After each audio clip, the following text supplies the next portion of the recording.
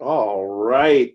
Welcome everybody on YouTube for the special YouTube little fun we have before we start our podcast every time. We are today blessed with Young Nose. No, I'm the one that's blessed with your presence, Tiny. You've been doing all the work, so. Yeah, but I look forward to these Saturday, normally podcasting at night.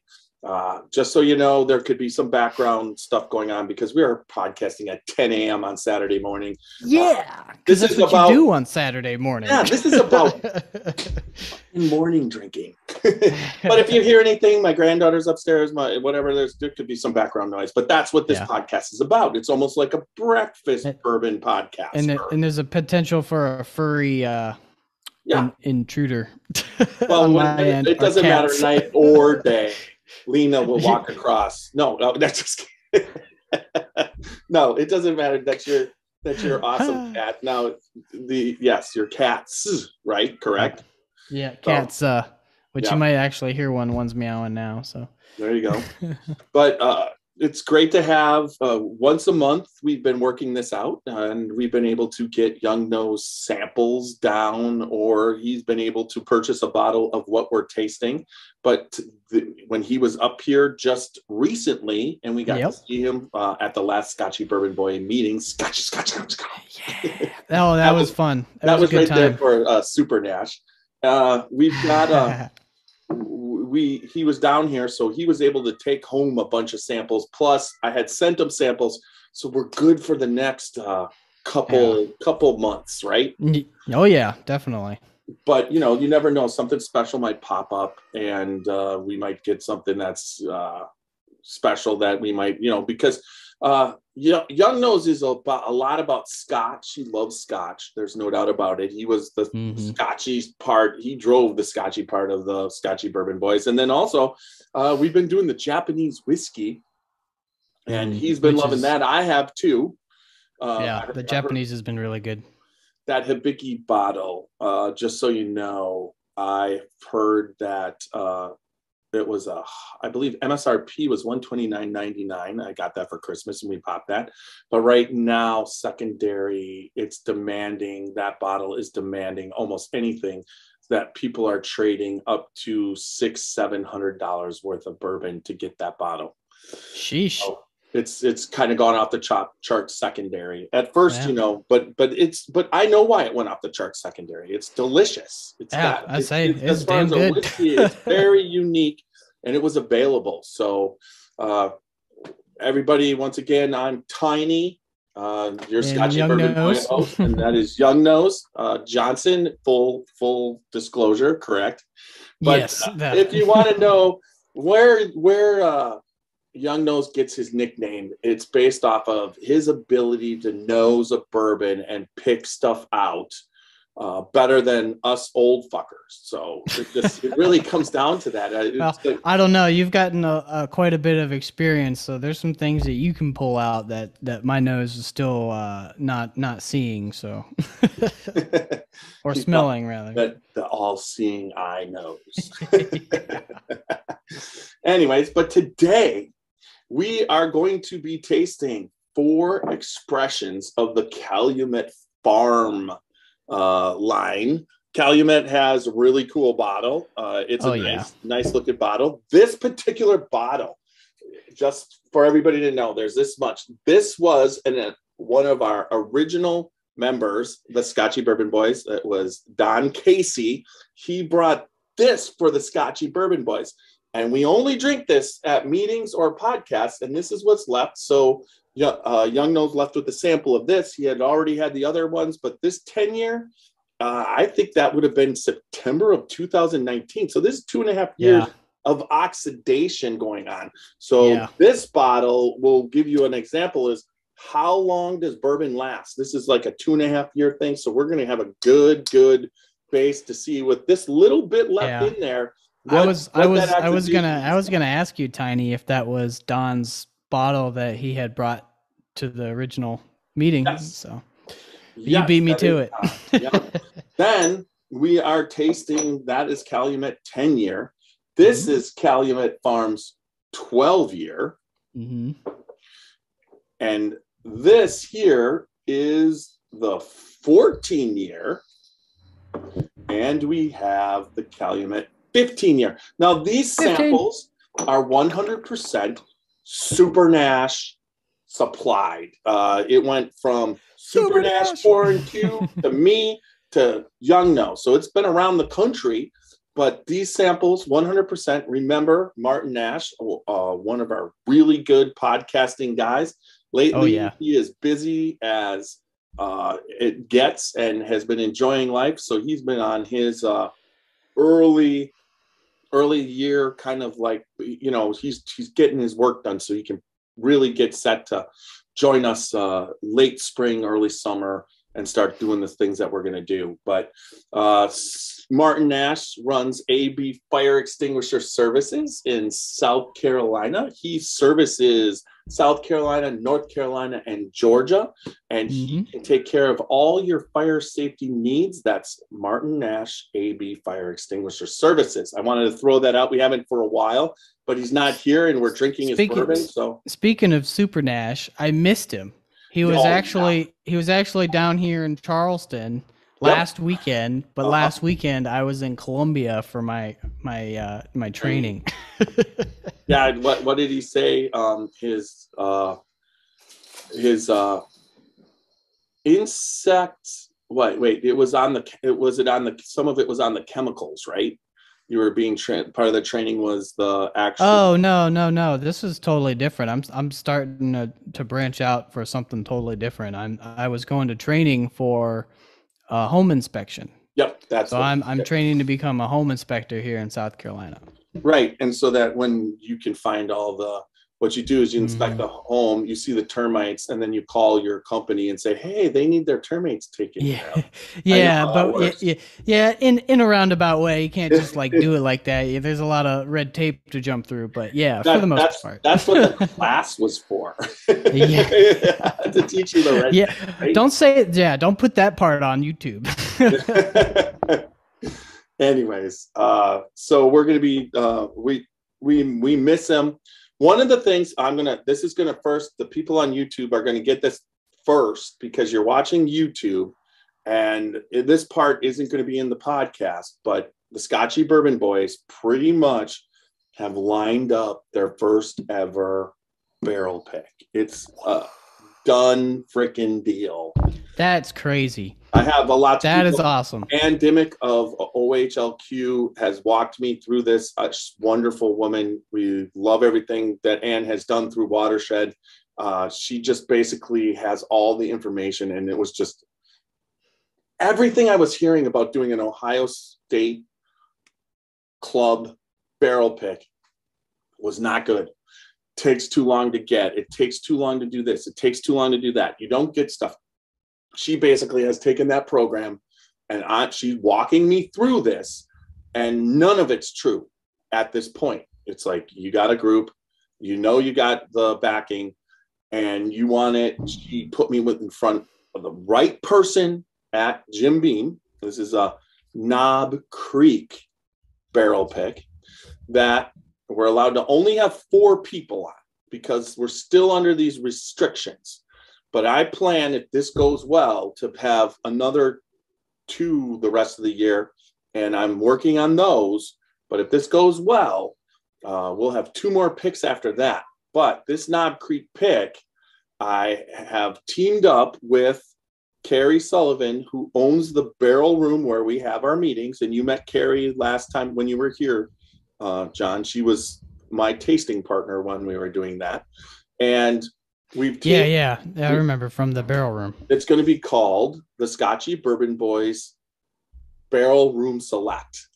So that's the name that's going to be on the Knob Creek. Don't know how old it's going to be. I know it's going to be a 120 proof, but it's me, Carrie, my wife, Roxy, and then Sandy No. She is going to be the other person on the pick. We've invited her. So we're hoping that when her son finds out that she's on her first ever barrel pick through the Scotchy Bourbon Boys, woo! that we get some nice treatment there at the Beam area. At the Beam House. I turned those names in yesterday. Super stoked about that. Then I'll wait. I'm going to wait for a little bit as far as this other announcement. I'm working on stuff with when it comes to I'm going to look just ahead and check my email this morning. I'm checking my email because I can do it because right now we're on the YouTube. Yeah, beginnings. The YouTube extra, and they can watch me check my email. Nope, nothing yet. But I've got some information that maybe the next podcast I will have the information on. I'm starting to use my bourbon stewardship pull and whatever to start doing some tastings. And if I'm doing those, I will, when I get that and it's official, I will talk about that tasting. Yep. So what you're saying is you're putting your training into use. Yes. And so we have so much going on. So I backed off last week. So this is the kickoff of the new week. We're doing a Saturday morning podcast. I'm going to put that up. It'll get up today. It'll be on Sunday. Monday, I have Matt Jackson from the Preservation Distillery coming on with, I believe Matt Jackson is going to be, I don't think Super Nash can make it, but Xavier is going to be there. And we're going to go over Rare Perfection and what's happening at the Preservation Distillery. But then Thursday is Luca Mariano, Jennifer, who you met at the tasting, and then Kenny, who she works with, and they are in the process of sending us their new small batch. I should be getting that any day, but that'll be Thursday. And then Friday night, we are tasting live on the Whiskey Live. We are tasting Knob Creek 12-year, and Sandy No is our guest for that tasting. So we will bring her in to the Crowdcast the Crowdcast Zavvy Whiskey Live that we are going to be doing. We'll bring her in, and she'll taste Knob Creek 12-year with us. Knob Creek 12-year. All right. Yep. So that's what we're doing. It's going to be a party. It's always a party with the Scotchy Bourbon boys. yeah, for sure. And I'll send her invite out sometime this week and start promoting that. But I mean, that's 4 whiskey events I've got between now and Friday. That's a lot of. Sounds like you're busy, man. Oh yeah. When it comes, this is a busy week, and then you're gonna have to retire from recycling. Well, when the time and effort starts paying. Paying more than just the fees for the monthly fees and the bourbon, right. That's where we're at, and maybe a little bit of the travel expenses, maybe a little. I don't even know if it gets into that after my bourbon receipts. So the other aspect that was exciting is that this week, one of the news, a little bit of news in Ohio is that there was an Ohio Jefferson's Reserve steak pick released. I didn't pick that up, but also Ocean's Voyage number 25 was released, and that is a wheated mash bill, and that was released also. And they also released an Ocean's, I believe it's a rye finished in cognac. Cognac barrels. So those were released, and that's what happened in Ohio. Also, there was a lot of places that had Blanton's, and that makes everybody go crazy, along with Antique 107. This morning, on Wednesday, I was able to get the Ocean's 25 Voyage in looking forward to the podcast with Jade Peterson, who is the master distiller at the Kentucky Artesian Distillery, who is responsible for the Oceans. Right now, this is being sourced by Indiana, but they've been distilling for a while now, and they're getting close to being able to start taking their own distillate out onto the ocean. So we'll see what happens with that. I can't wait for that podcast. He's going to explain it to me. That's what's going to happen. I know what Jefferson's is. I know what Jefferson's Reserve. I mean, one of the first bourbons I bought when we were doing this was Jefferson's. I had a bottle of Jefferson's and a Jefferson's Reserve. And then I waited on the oceans because I just didn't quite get it, what was going on. But at the same time, we'll talk about that with Jade, about how Oceans and Jefferson's and everything, how that all gets distributed, what's happening at the Kentucky Artisan Distillery, what's happening at other distilleries, that kind of thing. He'll clear that up for us. That's what I'm hoping for. All right. That sounds awesome. So I think that was a pretty good prequel for the podcast for all those people out there. There's a little good information on this particular YouTube. I'm trying to get on the YouTube some news in there, because like if we could put in what's coming up, future ones into that's what I want to put in, because then usually we don't get time with everything we do in the podcast, the tasting and all the stuff and announcements and promotions of our Scotchy Bourbon Boy stuff, that you don't really get into what we do to this. So this is pretty good for all of you people out there who are listening, our listeners and watchers on YouTube. We appreciate you in so many different ways. Keep telling your friends about us and going forward and spreading the news of the Scotchy Bourbon Boys. It's always great when you go to a distillery or you go waiting in line and somebody actually knows who you are that you've never met. It's a really kind of a cool experience. It makes me feel like what we're doing here is some good and helps some people out. All right. Are you ready to get started there, Young Nose?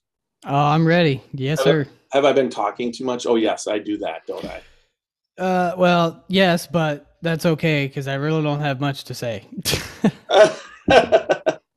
Well, you will once we get into the whiskey and you have the that's what I'm saying. Lay of the land on these, right? Correct? They're up. You got that all up from the website. Yes, I got the lay of the land ready to go. But as far as on your end, the promotions and that sort, as far as what you're doing with the Scotchy Bourbon Boys. The Watershed Story. A watershed moment might be pivotal, but it might also be quiet and fleeting. It could be a monumentous occasion, a cause for celebration, an enormous triumph, or a small daily victory. A watershed moment could be a rekindling or an observation or a gathering. Any opportunity to relish with friends and family. It's whatever you choose to cheers to, who you're gathered around, and whatever's worth celebrating. We founded Watershed Distillery on the principles of community in 2010. We wanted to live in, work in, and contribute to the community in which we grew up. We aimed to create spirits and stood apart in quality and character. Along the way, we set out to form a community of our own, one that could gather together to savor, celebrate, and enjoy good spirits and company. We've grown from a tiny little still and 2 guys in jumpsuits to a dedicated team of over 40 people and 2 much larger stills. If you're ever in the area, stop by so we can introduce you to our team and pour you some of our award-winning bourbon. Creating it was our watershed moment, but we want to hear about yours. Spirits of French Lick is proud to introduce the Maddie Gladden Bottled and Bond Bourbon. This 4-year aged bourbon is double pot distilled and non-chill filtered and has a full-bodied mouthfeel with eucalyptus, molasses, clove, ginger, and slight citrus as well as grains of paradise. The finish is long and reappearing on the back of the tongue with notes of pepper, tobacco leaf, and mint cream. All of our spirits are available for tasting and purchase inside the French Lick Winery and Distillery. Spirits of French Lick. Respect the grain, please enjoy responsibly, and be sure to follow us on Facebook and Instagram.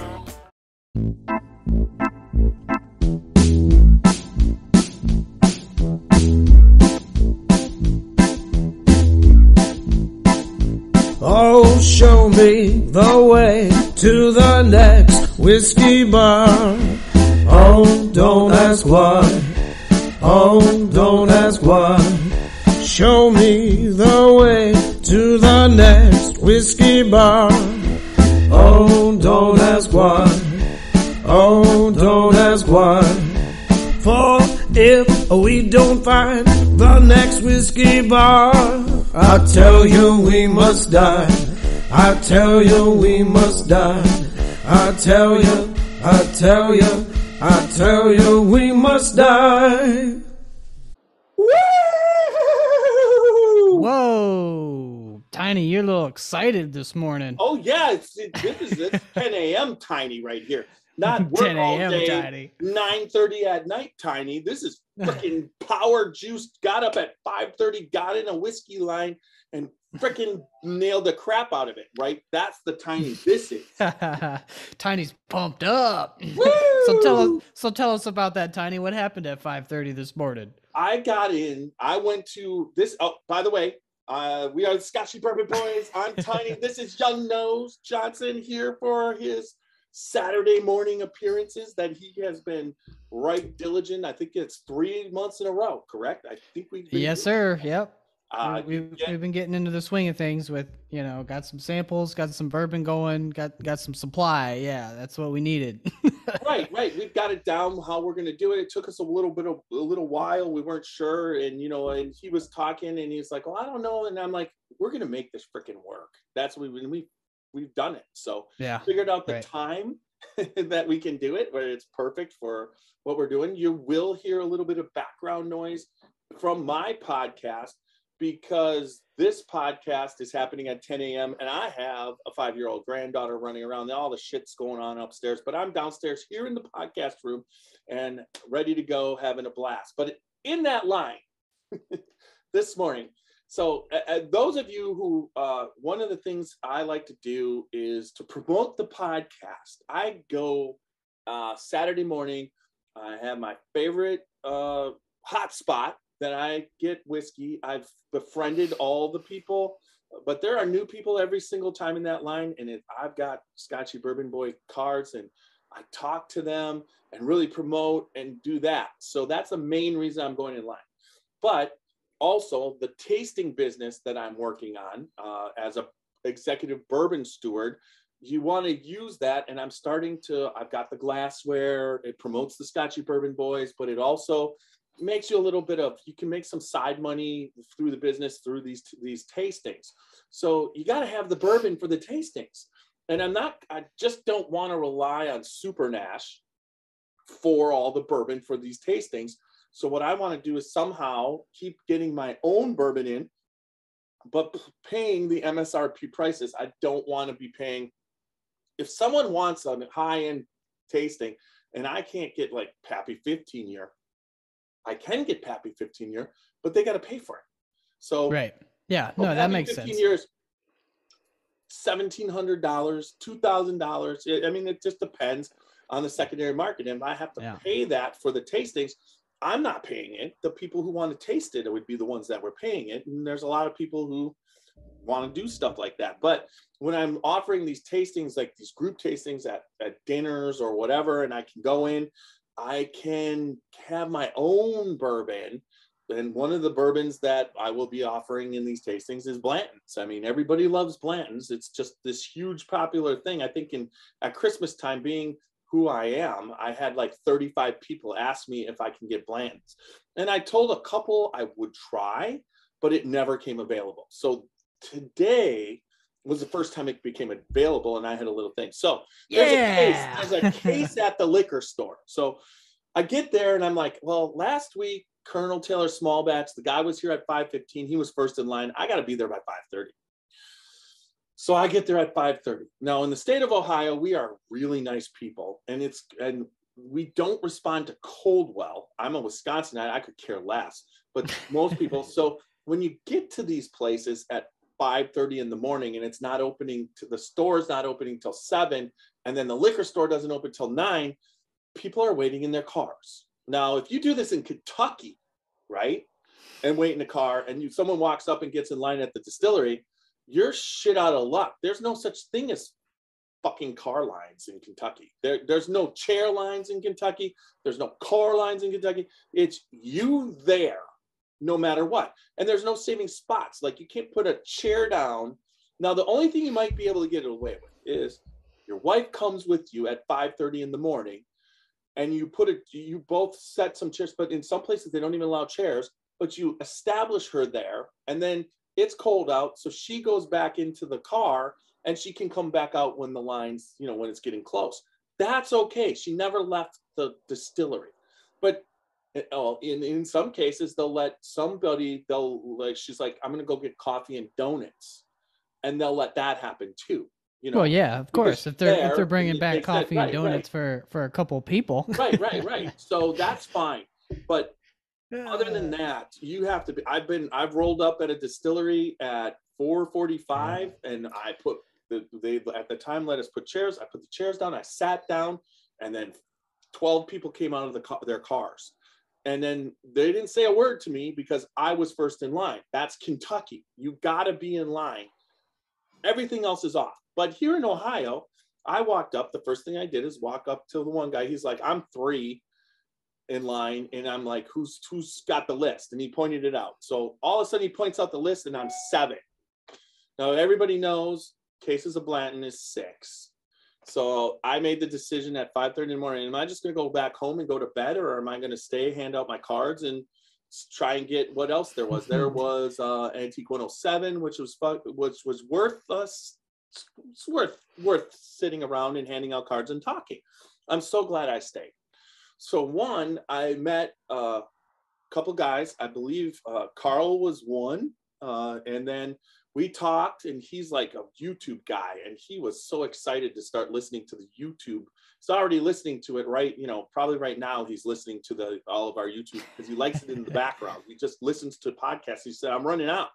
So he's happy to do that. So it was great talking to him. And so that was something. But then all of a sudden about 8:30, I'm looking, and someone goes, well, one guy, he goes, everybody moves up. And I'm like, what? And he goes, the guy that was 6th in line heard that when you distribute a case of something to the people from a store, they are responsible for supplying bourbon or whiskey to bars and restaurants. And they have to give up a certain amount of what they're shipped to bars and restaurants. I think it's like 30, whatever. So on a Blanton's case, you could lose 2 bottles and only 4 people could get it. It's happened. Sometimes there's only 5 bottles, not 6. The case, someone gets something from the case as far as a bar or a restaurant. So I never knew that. That's interesting to know about. So the guy heard that at a different Giant Eagle, there's only 3 people there.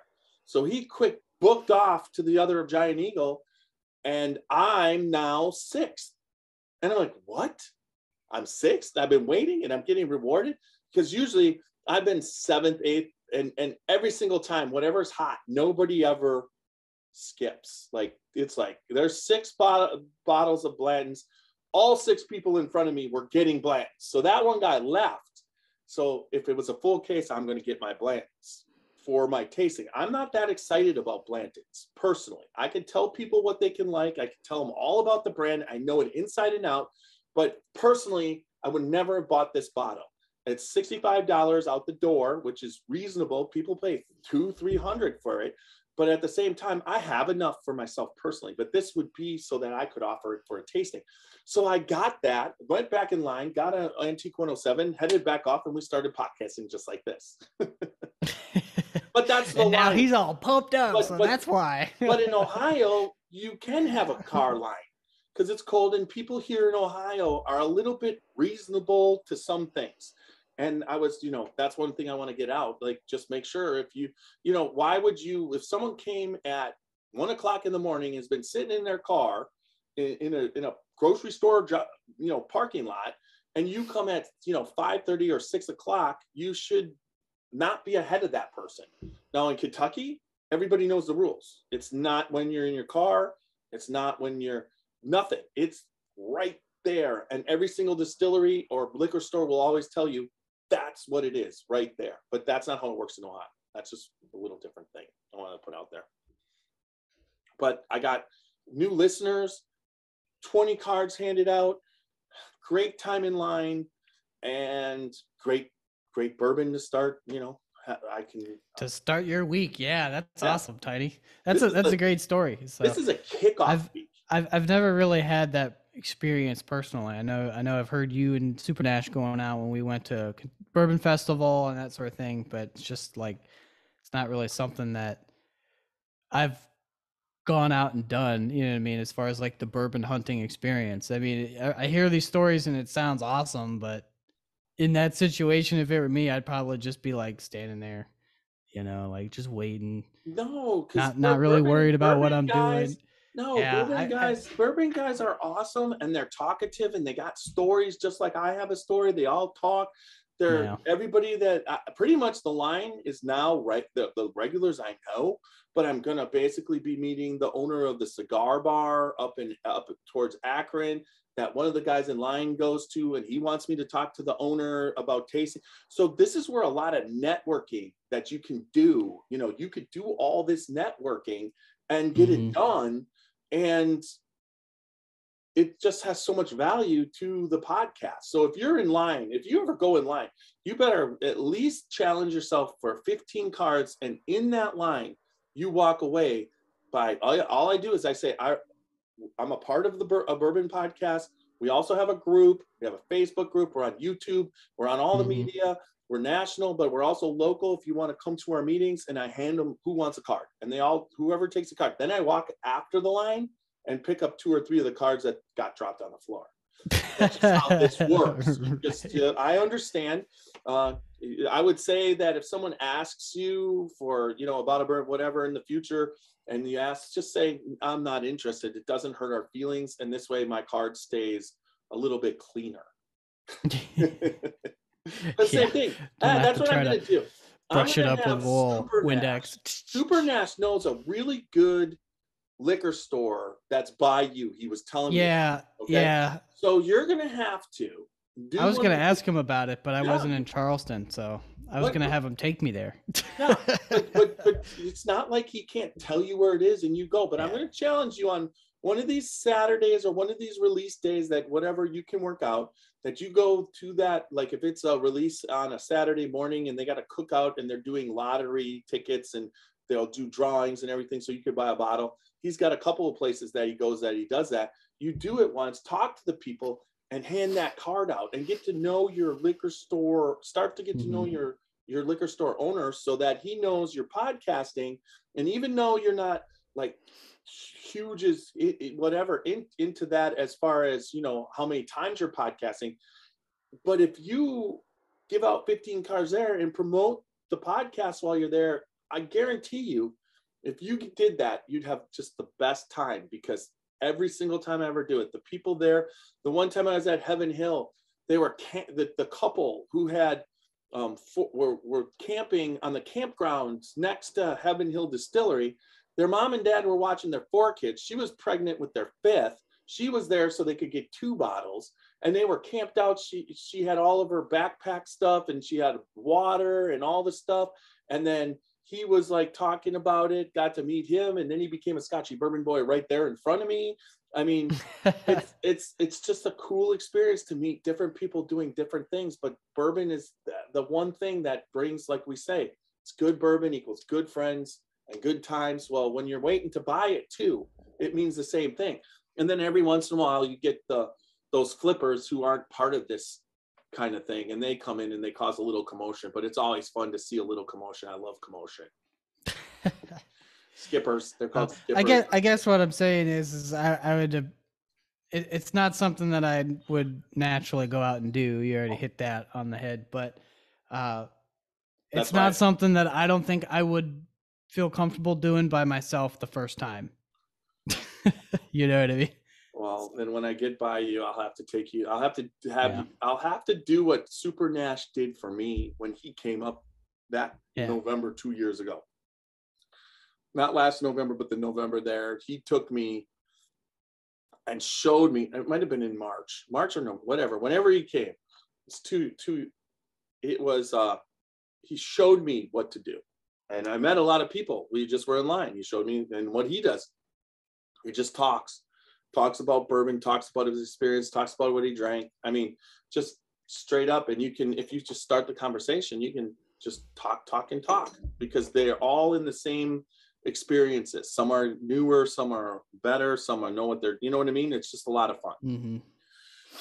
All right. So let's just do this real quick. Remember, we're the Scotchy Bourbon Boys. www.scotchybourbonboys.com. Check out the website. We got the Whiskey Live scheduled every 2nd and 4th Friday. We've got bios on there, which we're going to be updating in the next couple months. We got a couple extra people. One more person coming on, Carl. He's been on our Whiskey Live tastings, on the Whiskey Live tastings. So I think we're going to be bringing him in on a couple podcasts. And Carl's nickname is Whiskey. So when we refer to whiskey, we're referring to Carl. So we got Tiny, Young Nose, Super Nash, Roxy, Whiskey, Xavier, and Mrs. Xavier.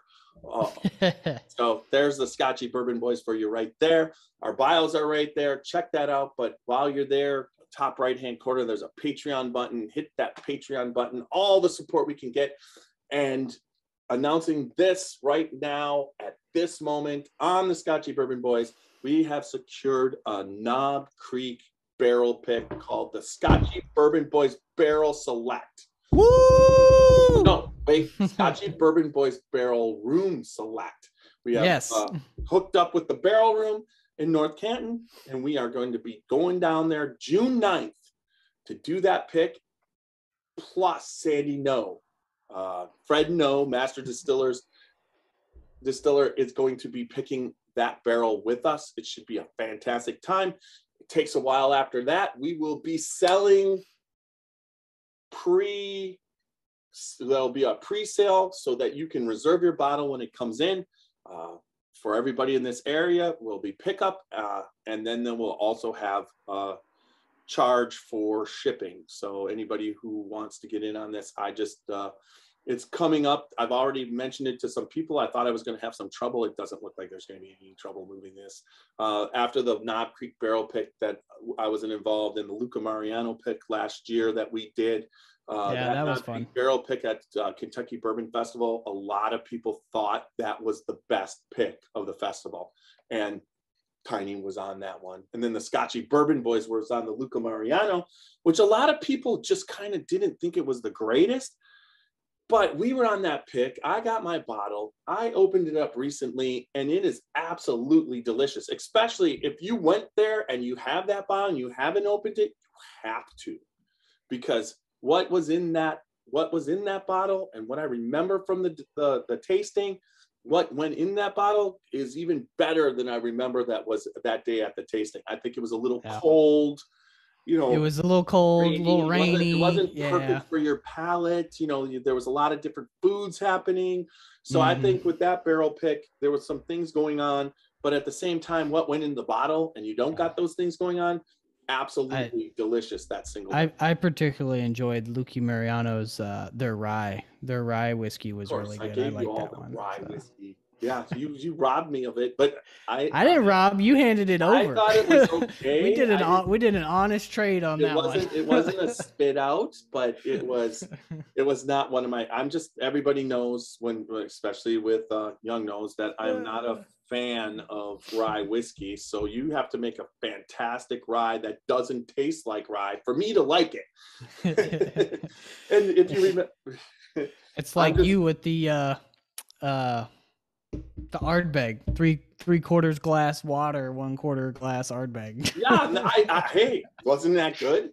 I actually drank that. I remember that podcast. It was like the only way I was drinking that shit. Yeah. And you love it. I'm gonna have I gotta pick me up another bottle of it. I already went through it all, so. Yeah, so that's just another proof. Everybody, we always say this here on the podcast, there's no right or wrong palate.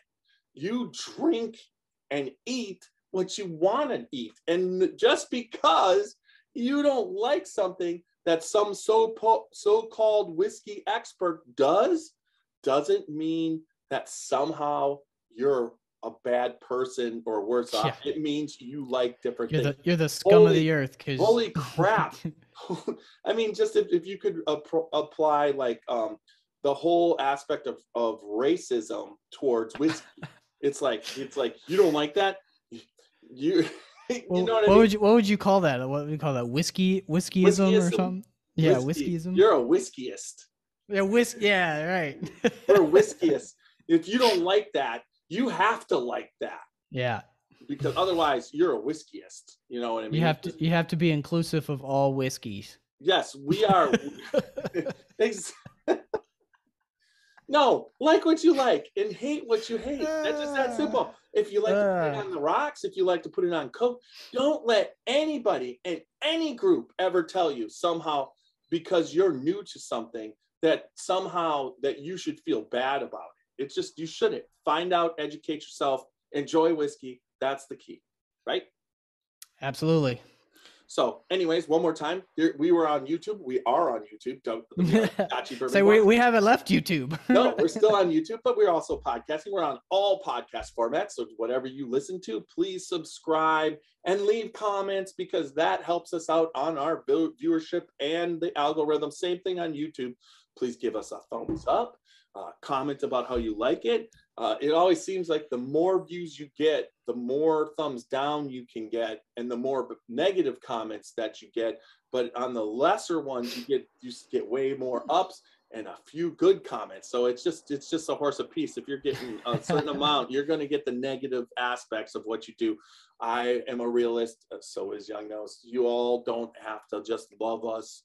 Some people we might rub the wrong way. We understand that. But if you do, just fade into the background and find a different whiskey podcast, right? Yeah, right. Yeah. So then we are on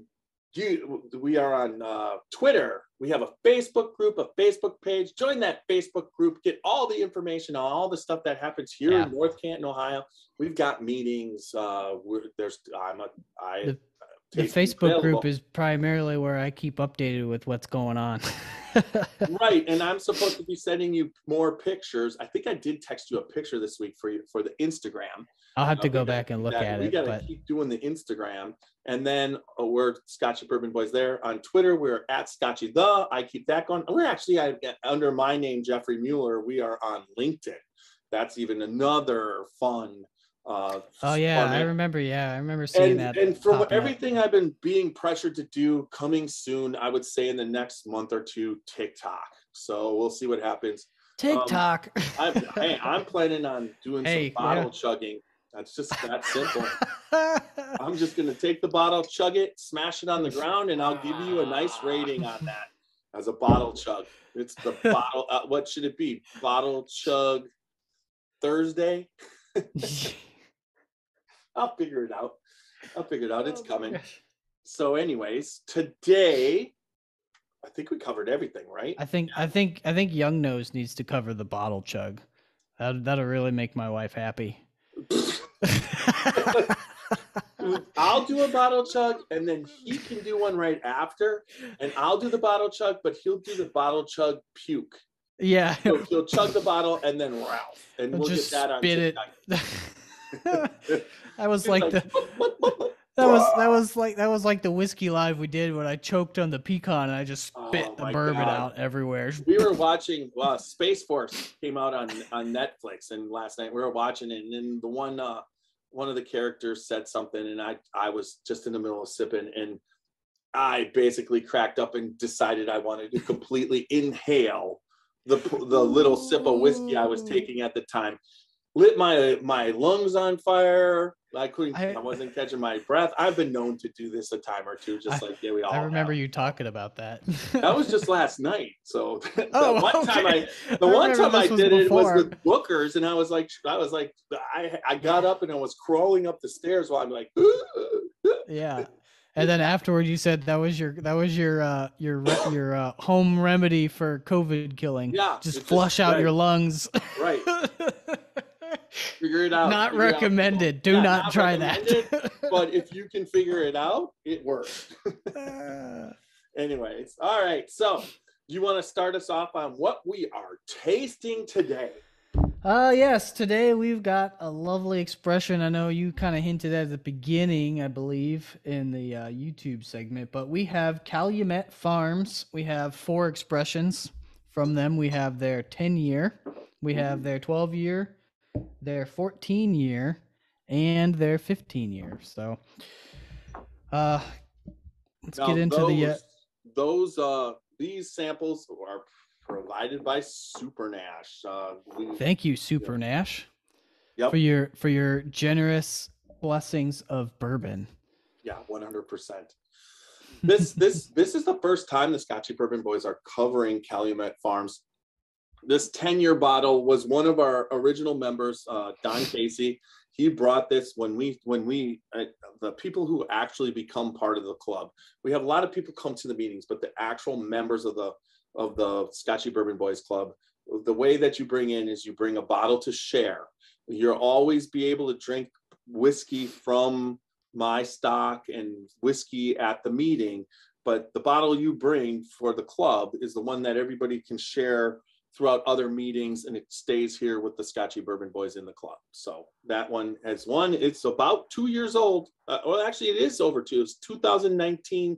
I think it was about September 2019 for Don to join the Scotchy Bourbon Boys. But that's here. So this one is going to be cool, right? Because we're going to taste it, and it's been sitting for 2 years, and it's been a low pour. We're going to see what kind of flavors it picked up. It would be there's a lot of oxidation on it.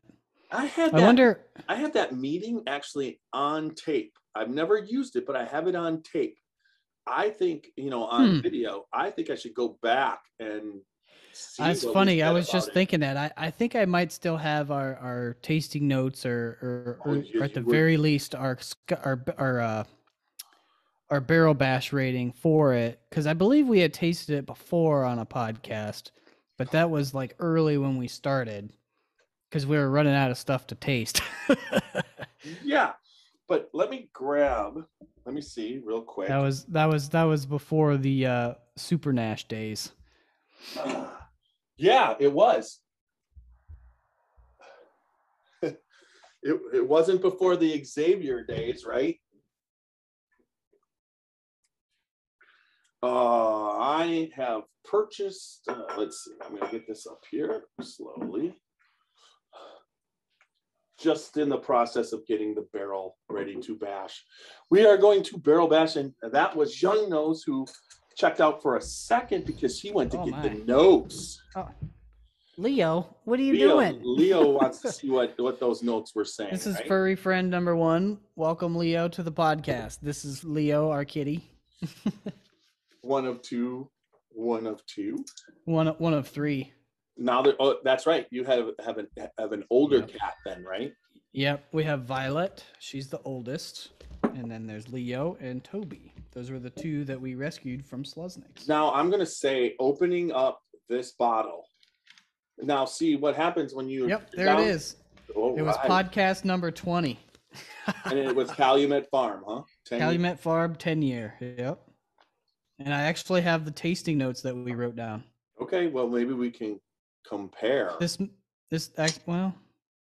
Yeah, because this was tasting notes that I wrote down from thebourbonguy.com. Okay. Now, what I'm going to say is I just opened up that bottle. Now, when you were here 2 Saturdays ago, I opened that up to pour your sample to take back. But that particular bottle, when I just opened it up, because there's so much air in there, the smell or the nose that came out of the bottle, I could smell it from 2 feet away when I popped it, or a foot away. I could just smell that. Now I've poured it into my Glencairn. We have Scotchy Bourbon Boy Glencairns. Check that out on the website or contact me on social media, and I can get your Venmo and get one sent out to you, or as many as you like. They got the Scotchy Bourbon Boys logo, and that is courtesy of Martin Duffy. Yes. He's a Scotchy Bourbon Boy. He's also the North American representative of the Glencairn Glass Company. So Martin Duffy has been very, very gracious to hook us up with not only the Glencairns and being able to have our logo on it, but he's also been pointing us to the right directions and getting involved with certain people to help this podcast continue to grow. Yes, that's for sure. And he's one of the card-carrying members that just promote us all over the place. It's funny because that phone call, I have my phone silenced, but I've got 2 computers. I got my laptop where we're recording the podcast, and I've got my main computer, and both of them picked the phone. That's what you heard. My watch picked up the phone call. My laptop picked up the phone call, and my computer picked up the phone, but my phone was silenced. Okay. And now the last time that happened, the screen from Zoom disappeared. I think you were podcasting. Oh yeah. And we couldn't get it back. We couldn't figure out how the hell do I get this back. And it didn't do that to me this time.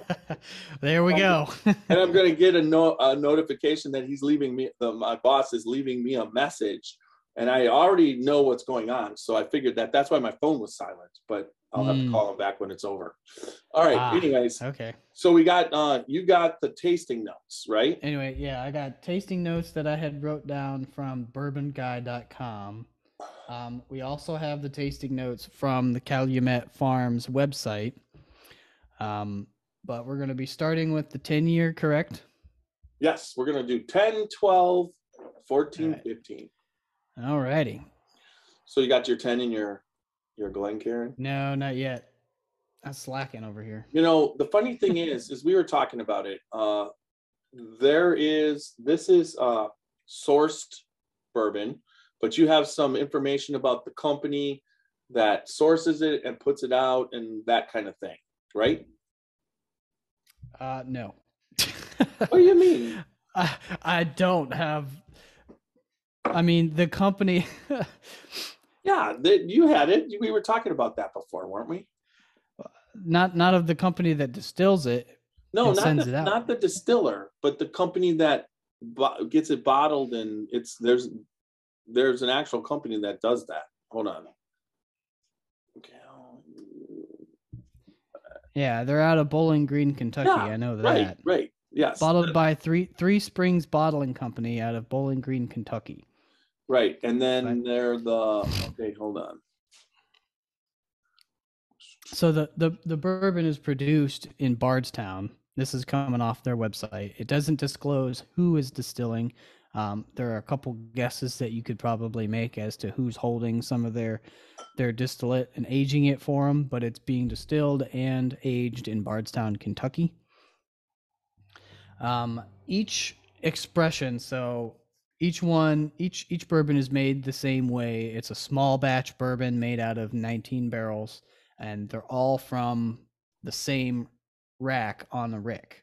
So each one of them, if you go to their website, is a center cut rack that's in the quote unquote most ideal aging maturation spot in the rick house.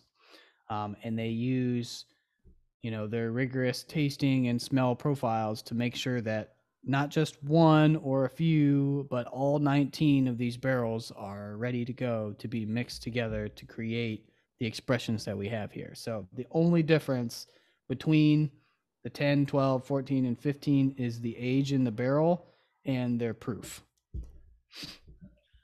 The Calumet Farm itself started as a horse farm. So the owner, William Monroe Wright, established the Calumet Farm in 1924.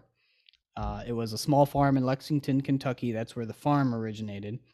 After his death in 1933, his son Warren began to take over and went from a standard bred horse farm to a thoroughbred racing horse farm. So the bourbon that we have, fast forwarding into the future, the bourbon that we have pays homage to the great-great-grandfathers and the ancestral horse farm business that was produced, because overall their horse racing thoroughbreds went on to win 8 Kentucky Derbies. Okay. So that's a little bit of their history. There's a lot more in-depth history on their website if you want to go and check that out. But as far as the bourbon goes, we're starting with the 10-year. Hold on, I got to bring it back here. All right, here we go. Who makes this? Is it Western Spirits? Is what I was looking for. They're the ones out of Bowling Green, and then they do the bottling.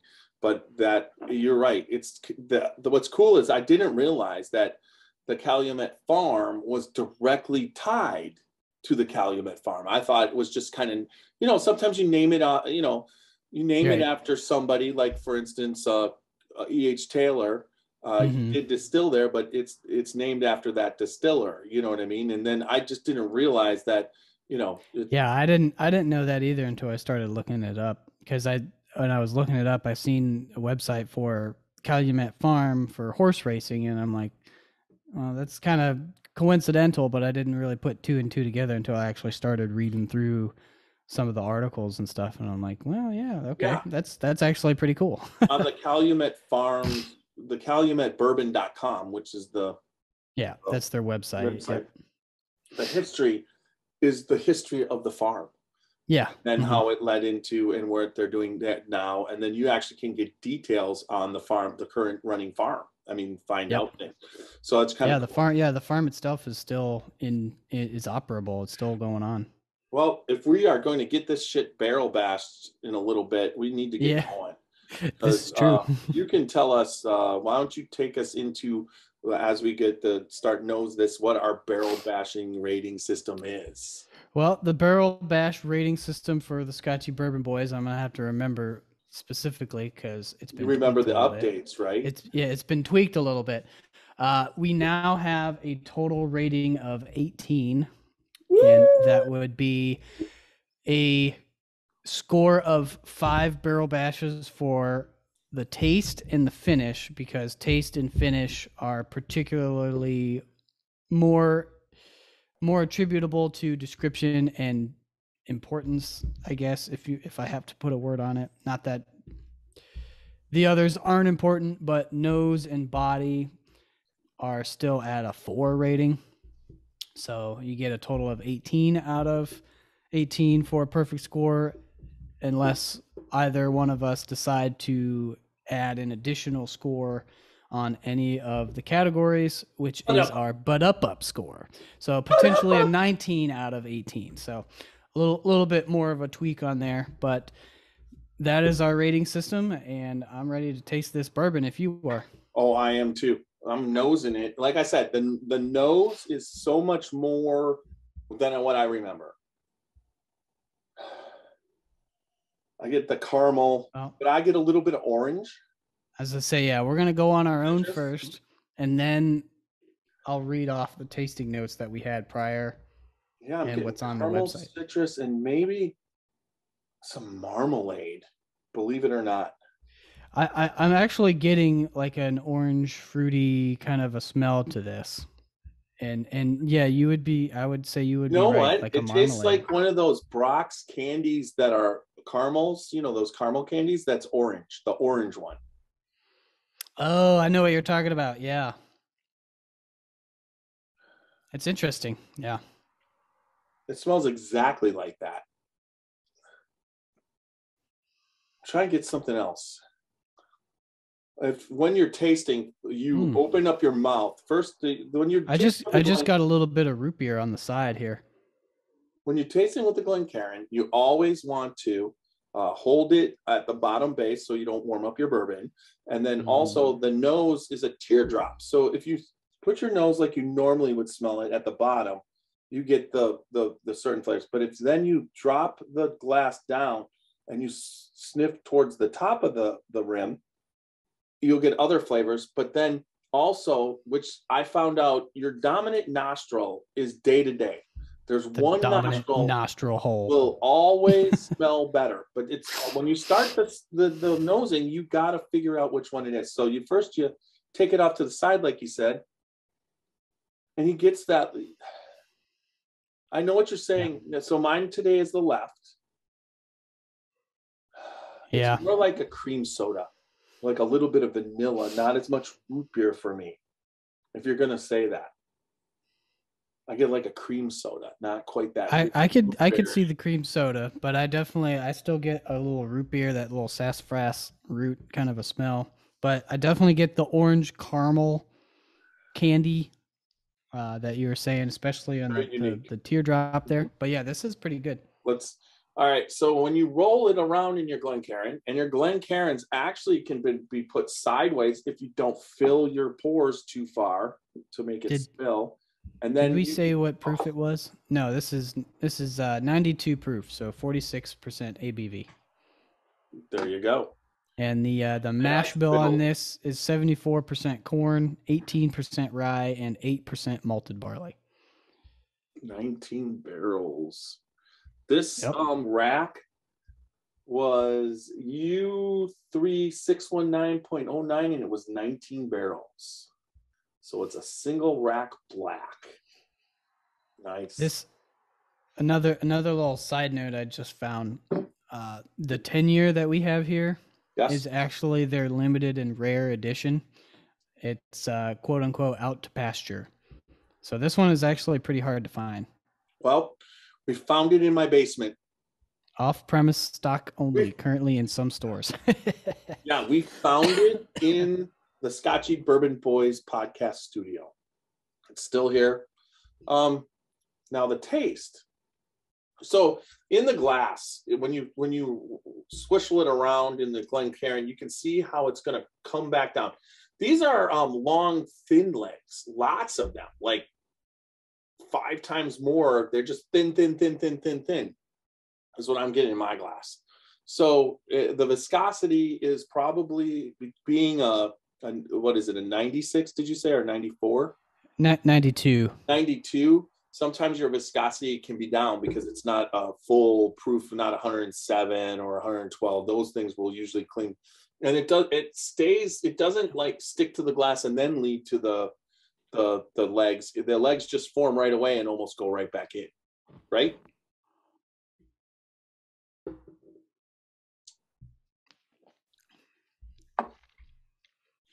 Now, sorry, I skipped ahead and took a little taste. I was getting excited, but yes. As far as the legs, they're definitely a little bit thinner on the legs here, which would mean the viscosity is a little lower, thickness, that full-bodied flavor is going to be a little lighter, but not necessarily a bad thing.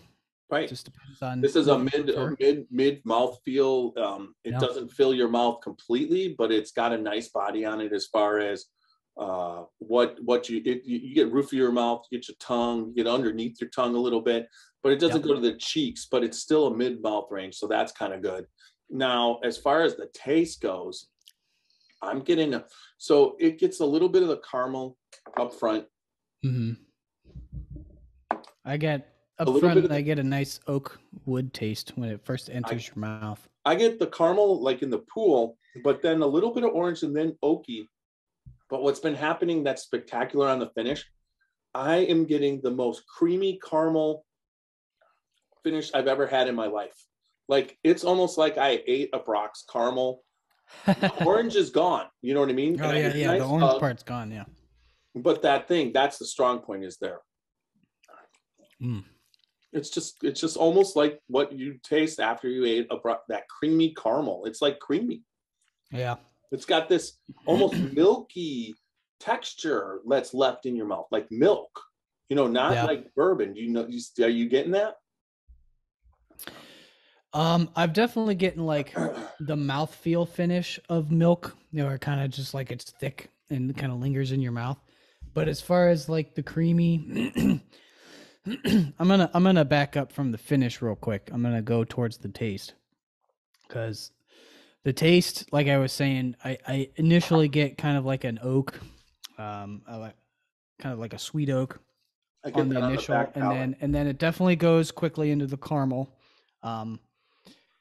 and that caramel vanilla sensation is definitely there. There's really I don't really get anything as far as taste as like out of the box, out of the ordinary. It's your traditional bourbon flavors, which there's nothing wrong with that. This is delicious bourbon. Did you hear that? Going into the back palate, goes back into that oak, gets a little dry, but the finish now, I'm kind of lingering down. That thick milk body is still there. The creamy caramel is still there a little bit, and it's just flashing between caramel and vanilla. The oak kind of goes away. So this is a very traditional bourbon, and it's very, very good. All right, I'm ready to bash. You ready to bash? Yes, I am. So I got my scores. I'm going to go with a 3 on the nose. I never had that orange Brock's thing, and there was a little bit of complexity. It's not like that most complex $1 million nose, but it's definitely a 3. Yeah, I enjoy this nose. I pretty much agree with what you said. It's definitely not a complex nose. There's some complexity a little bit with the root beer. Might give it a little bit better of a score, but I'm going to give this a 3 instead of a 2 just because of that root beer. All right, taste. I think this is, as far as taste, it's a little oaky for me. You know, like what you said. I don't mind a little bit of what's going on, but the oakiness of the taste. So you're allowed to give this a score of 5. I give this a score as far as taste a 2. I could agree with that. The taste is, like I said, this is a very traditional bourbon. Like it does not it does not steer away from your traditional bourbon flavors. You got oak, you got caramel, you got vanilla. The taste doesn't really reflect any of that complexity a little bit with the root beer on the nose. So if Xavier were here, he'd be like knocking it down to a 0 because it doesn't match. But he's not. But I particularly enjoy this taste. It is a little oak forward, a little dry, kind of like a dry red wine. But I'm not going to knock it too bad, but I give it a 3. All right. So the body. It's got a nice mouthfeel. There's enough of it. I would say I give it it's an average. It's a little bit of above average. If this was a 5 category, I would give it a 3. But since it's a 4 category, I'm going to give it a 2.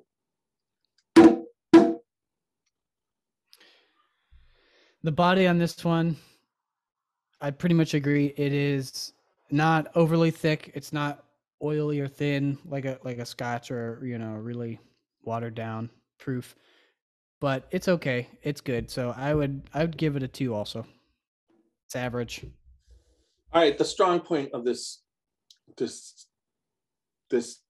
bourbon and the finish to me. 1, it's medium. 2, it's got a creamy milkiness to it, which I've never experienced before, ever. It actually is like, there's an aspect of it. I don't know whether it's the age in the bottle, and I don't remember tasting finishes like this way back when we rated them. But I am going to give this finish. I'm not going to give it a up, but it's going to go to the end of the category where I give this finish a 5. Wow. You really like this finish. Well, I like the finish. What's left in my mouth doesn't match what it tastes like. There's no oak. Yeah.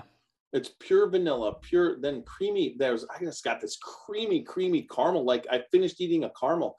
And that's the important thing on a finish is what's left in your mouth. And what's left in your mouth is spectacular. That's why I did that.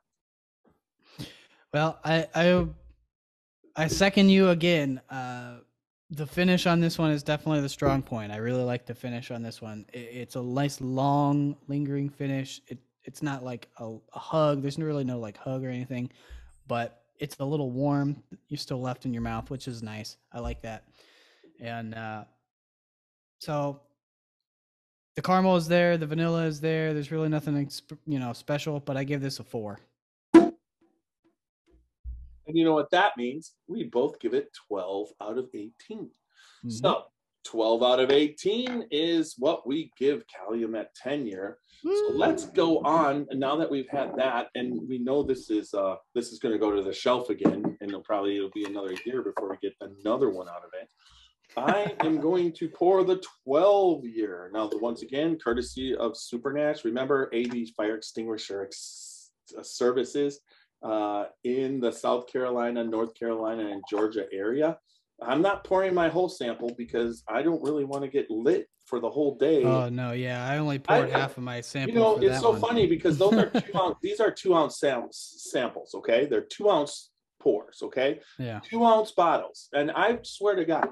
So when I'm pouring samples myself, just pouring in Glencairn, I realize I only pour 1 ounce. I'm only doing 1 ounce pours on my tasting, and if I poured half that in, and if I hold that up for everybody. That's a good pour in a Glencairn. I mean, that's a good, it's not just the bottom. So sometimes you get deceived on how much bourbon you are actually drinking. Correct? Right. Yes, that is correct. Hey, Leo's back. I'm surprised the other kitties haven't come this way yet. But anyway, so we're moving on to the 12-year. So what was on the 10-year? Did you have any of our tasting notes from that podcast? What did we rate that last time? Let's see here.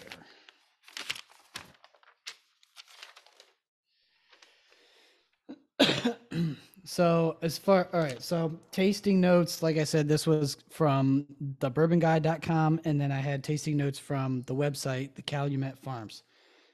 So the bourbonguide.com, the nose he had was bubblegum, mixed berries, a hint of soap, cinnamon, and light oak.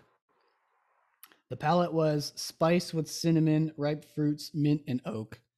And then the finish was warm and long, lingering baking spice, ripe fruit, and more mint and oak. Okay. But the Calumet website, the nose is vanilla, caramel, and butterscotch. The taste is textured with bursts of toasted honey and oak. And then the finish is long and lively. They don't really have a description of it. But okay. Yeah. I mean, that's just how this works. Everybody gets different things. But I think that bubblegum he got changed to, after 2 years in the bottle. To that root beer. that orange, yeah. Yeah, and then that caramel. Yeah, I mean that's what it is. That orange caramel and then that root beer. Yeah, that all kind of the air affected it. Yep. So I'm nosing the 12-year. And the 12-year is just But before you start getting into the 12-year, because you had also asked me about our rating. So when we rated it, you gave it a 12 out of, at that point, would have been 16, and I gave it an 11 out of 16. So consistency. Both of us did a 12 out of 18, but it still was a 12. I understand we added more points, but still that's pretty consistent, I would say. Yeah, it's not as, I think it's, yeah. You know what's so stupid? Now I'm doing the 12-year, right? And you want to know what the first, after you read that stupid, you're getting the soap. No, I'm getting the freaking bubble gum. Instantly. It's like Bazooka Joe. Just like the whole damn thing is bubble gum. I get Irish Spring. I get the pit of a lady. Which pit? The arm or the knee? The arm. Not the knee pit. No, I'm just kidding. The whole damn thing smells like bubblegum. That's the thing. It's like that. I have identified bubblegum when he said that. And I go right in there and it's like bubblegum. Yep, that's what that is. It's like, I mean, seriously, it's like that bubblegum that came with the baseball cards that had the flour on it, the white sugar, powdered sugar when you do it's baseball card bubblegum all day long on the nose. And that's all this one smells like bubblegum. It's like bullshit. It's like the power of suggestion. That's what it is, folks, because he gave us something to identify. So that suggestion. My dominant nostril is getting some caramel off the side here. Yeah, caramel. My left nostril's dominant. And a little bit of rye. Now, is this the same mash bill or is there a different mash bill on this? They're all the same mash bill. The only difference was time in the barrel and proof.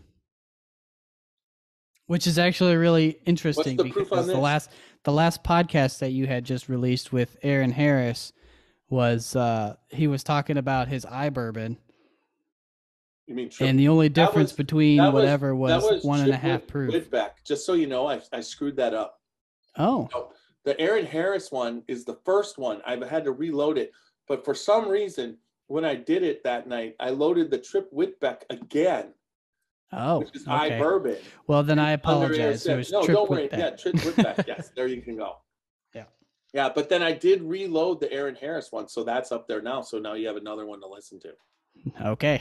I let it ride because it had so many views I couldn't afford to let him go. So, and you know what the most messed up thing was Aaron Harris, and then we introduced him as Trip Whitbeck. but not one person of like the 175 people who downloaded the podcast was like, dude, you screwed up. One screw up. But I then reloaded the right one, so that's up there. Well, that just means people are listening for the content, not because of a flashy title. Well, but everybody understands with us, it's like, look, I am not perfect. I am trying and giving everybody everything I got on this. And if I fuck up, please, you can let me know, but just also know it's part of this, because this is just us real.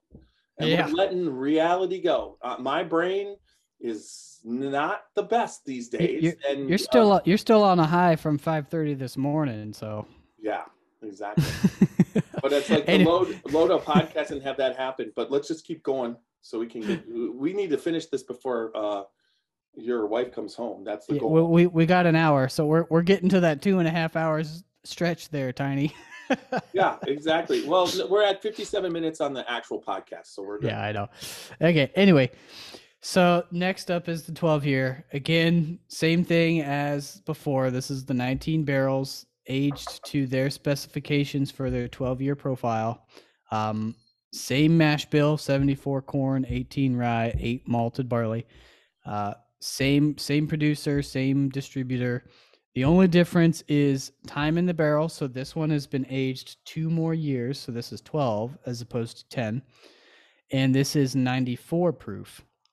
The funny thing is, which just I've seen distilleries do this, especially with Ardbeg. Ardbeg has this thing where they have this it's called like a wee peat or something like that. So the traditional Ardbeg is 10 years. Well, they have a 6-year expression. So the 10-year expression that we had was their limited release that you can pretty much only get if you get lucky. So with Don finding this bottle like 3 years ago, 4 years ago, or however long it was probably damn lucky on his part. Right on the shelf at Giant Eagle. Yeah, I know. Whereas this 12-year is a little bit easier to find. I see this 12-year. I see the 12-year down here all the time. Yeah, but I see the 12-year on the shelf at Giant Eagle right now. I just don't see that special black rack. Right. All right. So have you tasted it yet? Oh no. I haven't tasted it yet. I was still nosing. I'm like 3/4 gone. The nose, I get bubble gum, caramel, but I just keep getting bubble gum, the baseball card bubble gum. Yeah, you keep saying bubble gum, but since you stopped saying the word bubble gum, I went back to the nose, and the bubble gum association kind of went away. So I'm actually picking up like a burnt oak, not necessarily a charred oak, but like if you were to if you're at a campfire and you have your poker stick and you're poking the fire and the tip of it gets burnt a little bit. You say your poker dick? No, your poker stick. I wouldn't poke the campfire with your dick. I wouldn't recommend that. That might hurt. So I thought. But that burnt wood kind of a smell. So like the hot embers. There went all our women viewers. Sorry, girls, if you're listening, I apologize for that statement. Oh, why are you apologizing for my statement? That's my statement. You said poker stick. I'm the one who came up with the other one, and that's what I thought I heard, but I knew you said that, so I shouldn't have done that. All right. Anyways, so okay. Anyway, so I'm getting more of a burnt oak, hot oak, kind of a smell. A little bit of that caramel vanilla, but it's pretty much masked by the oak and that spiciness. So. And the bubblegum. No, I don't get the bubblegum anymore. All right. So what are you saying the nose is? Oh, jeez, I can't. That's sugar bubble. I just said what the nose is. You know what? You asked me if I tasted it. Because I'm chewing bubblegum right now. Oh my gosh, that tastes like. All right. It tastes like. Fruity Pebbles. No, not exactly. I get bubblegum on the taste too. I don't know what the shit's going on. I get like an earthy, like a an earthy, oaky, like hay.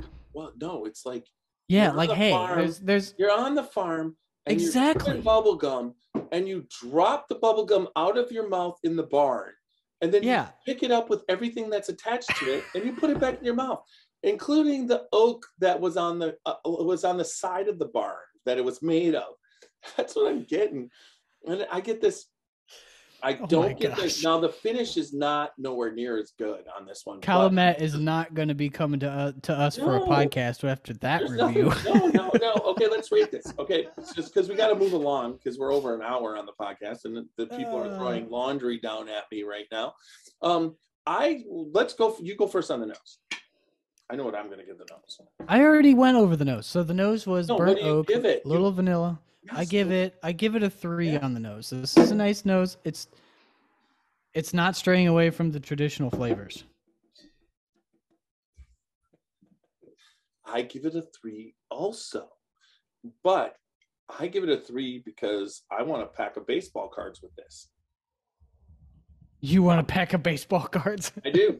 I remember this is a kid memory right here. This is an adult kid memory.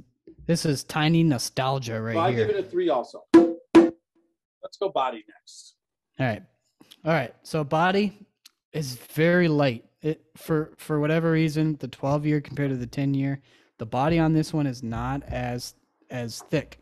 So I'm not sure what happened in those 2 years aging in the barrel, but it just it went from that nice thick, milky, creamy kind of a feel to a thin. It's not like watery or oily or anything like that. It's just really thin. It doesn't really coat my mouth. It doesn't coat my my cheeks and my tongue. So I give this body a 1, honestly. All right. I think now if I was drinking a Scotch, this would probably be more of like a 3 or a 4 because that's what I would expect. But with a bourbon, I want something a little bit thicker. Well, I would say from a mouthfeel, you're completely right. It's not as creamy, okay? But from a flavor standpoint, filling my mouth, it's a little bit better than the 10-year. That's my opinion. And I like to always look with how much the flavor, not just I can have a body, if the taste is a 0, you still could have a 4 on my body because it's not based off the taste, but what the taste does. You know what I'm saying? So let's just say I drank a bourbon and it tasted like shit. And I gave it a -10 because it actually tastes like shit. But if that shit filled my mouth all the way, I would give the body a 4 because the shit filled my mouth completely. Whereas the 10-year-old had a nice mouth feel, a better mouth feel, a little bit better because it had that creaminess, but it didn't have the flavor to fill my mouth as much because it was missing. And this was a little bit better. And I gave the 10-year a 2 on the body. And I give this one a 3. You're next. Well, I rebuttal to your body statement. And with the last one, in that respect, that oaky taste filled my mouth. Whereas the taste on this one doesn't really fill my mouth. It just kind of stays on the bottom of my palate, on the bottom of my mouth. Not for 1 second. No, do I sit there? I'm not going to tell you should change it from a 1 because I think it's a 3 and you think it's a 1. That's the way. I mean, you're thin and I'm fat. I mean, there's no way around it. You know what I mean? So it's just that way. It's just like, if you're going to rate me and you don't like fat guys, I'm not getting a good rate. And if you're going to rate you and you don't like thin guys, you're going to give, you know what I'm saying? Right. I'm not asking you to change at all. I mean, I understand where you're coming from. Oh, no, I wasn't. I was just adding, Yeah. Like the taste profile was part of it. It's just I love you, man. It didn't fill my mouth. Yes, there you go. All right, so we've done the. So we're on to taste because we went from nose to body, and now we're on to taste. This has a much better taste than the other one. It's not as oaky. I gave that a 2. I enjoy this. I enjoy this more. I get some bubble gum. I get a little bit of citrus. I don't get the caramel though. But then where I was getting the caramel before so much, I get an orange an orangey kind of zest on the back of the finish, but overall for the taste, I'm going to rate it a 3. I do enjoy the taste of this more than I did. It's not as oaky. There's not nowhere near, and it's a 12 to a 10 year, but that one was like smoky oaky too much. This is not. There was no smoky. It was just oaky. So right now I'm at the 3 categories. I'm at a 9. So, okay. Anyway, so for taste for me, the taste definitely is different than the 10 year. It's not oak forward. I get more of like a sweet corn, and then it instantly kind of goes into a caramel, a little bit vanilla. It's a little bit lighter, a little bit more pleasant on the taste. Again, not straying away from the traditional bourbon flavors. You've got caramel, oak, corn. It's a little bit more subtle, a little bit smoother, I guess, if you want to call it that. But I give this a 3. 3, 3, 1. So you're at 7. I'm at 3, 3, 3. I'm at 9. Yep. This is not a 5 finish for me. No, not a 5. I'm not looking for orange. It's not an unpleasant finish. Doesn't have a lot of oak that leaves me a bitter taste, but it's got that orange zesty thing. And it's a medium finish, where the other one was a medium long finish, or a little bit longer than this one. But because it's leaving an orange taste, so I would have to say I'm just going right down the thing. I give this a 3, which is going to make the 2 bourbons equally as well for me, another 12. Here comes you. All right. So the finish on this one is similar to the last as far as length and warmth. It does have a nice little heat to it. It lingers along in my mouth. The taste that I'm getting left with is a little caramel, a little vanilla, kind of switching back and forth between the two, which is normal, very traditional. This is a very, very traditional bourbon. So this is, without a doubt, bourbon. If you want bourbon, this is bourbon. I get pretty much a little bit of like slight oak, a little spice on the end, but I give this a 3 also. So I gave it a 10. 10, and I give it a 12, which means the Scotchy Bourbon Boys in your notebook will give it 11 out of 12. That's the one thing I definitely miss with having you on this podcast, is you documented all of our ratings. Now, a lot of the podcasts lately, we haven't been barrel bashing. We like the barrel bash when we get together with the podcast to look at something, but if we have guests, we're pretty much drinking along. Sometimes we'll barrel bash their main thing, but overall, that's what we're doing. And then on the Whiskey Lives, we have a different rating system, because that's more right up front, everybody. This is more culty. Our podcast is a little culty compared to a mainstream tasting thing, right? Yeah. No, yeah, definitely. We definitely put our own spin on things. So you gave it a 10, I gave it a 12, we gave it 11 out of 12. So let's get on to the 14, because we're moving along, because we don't want to bore everybody to death forever. It's amazing how consistent the nose, there's a definite consistency in the nose. Is it bubble gum? No. This is now, so the first one was caramel orange. This one was bubble gum, but each one had like a nut. There's a nutty aspect to it. Yeah, kind of, yeah. This one is just caramel. We go to 14 years, and I'm getting pure caramel. I'm not getting orange caramel. I'm not getting bubble gum. Just beautiful caramel. Like caramel sauce that you put on ice cream. Oh, I got a little creaminess right there, almost like it is a caramel ice cream sundae. I definitely see what you mean. The nose definitely on this one is a lot caramel. It is a lot more caramel. There's not a lot of like ambiguity with that. It's caramel, it's caramel, it's caramel. And there's no straw. If you know caramel, if you love caramel, then you'll know this is caramel. It's caramel mixed with a barrel, like a bourbon barrel. Like you smell the barrel. You don't smell the oak. You smell like what a barrel with the caramel. What'd you say? Like a charry barrel. Right. Yeah. Like it's what you would expect if you dumped a shit ton of caramel sauce into a bourbon barrel. afterwards, and it's what it would taste like. The barrel is added. I can't disagree with that. I mean, that's exactly that is exactly right. So, all right, that's pretty spectacular. Let's see if it gives it.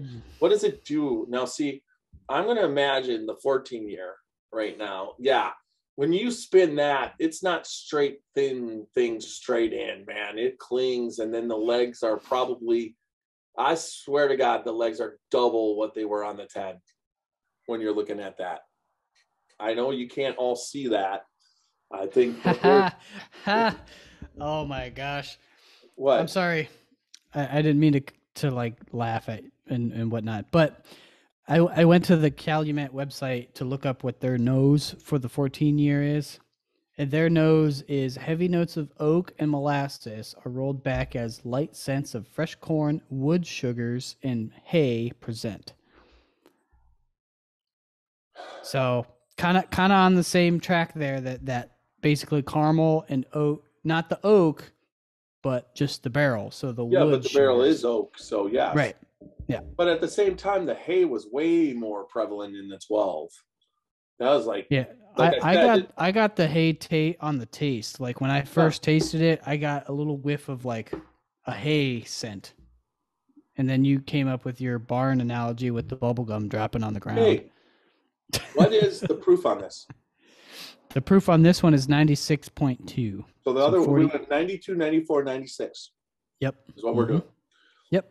Now, there is a body, a smooth, creamy body that fills to the cheeks. Man. So we went from the 10 to the 12 to the 14, and the 14, the strong point instantly. I haven't been having a chance. You know what? After doing the first two, the finish is not as good as the first two, but the body is insane.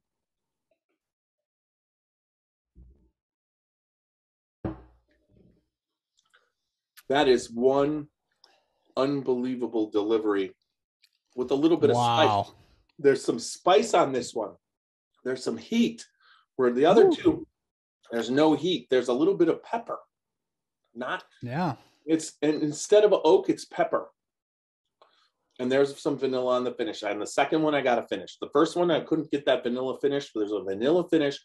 So it's you put it in the front, in your front tasters, and it's so much raw caramel that you almost don't taste it. It's like, you're tasting caramel, and there's so much, and it's mixed with the alcohol that it's like your body can't, your brain doesn't register it. Oh, you want to know what I just got on the long finish? I got fucking ice cream cone, that brown ice cream cone finish. Yeah, the like sugar cone. The sugar cone. The sugar cone finish. The little thin one. Oh, yeah. Wow, what a difference between 12 and 14. Right.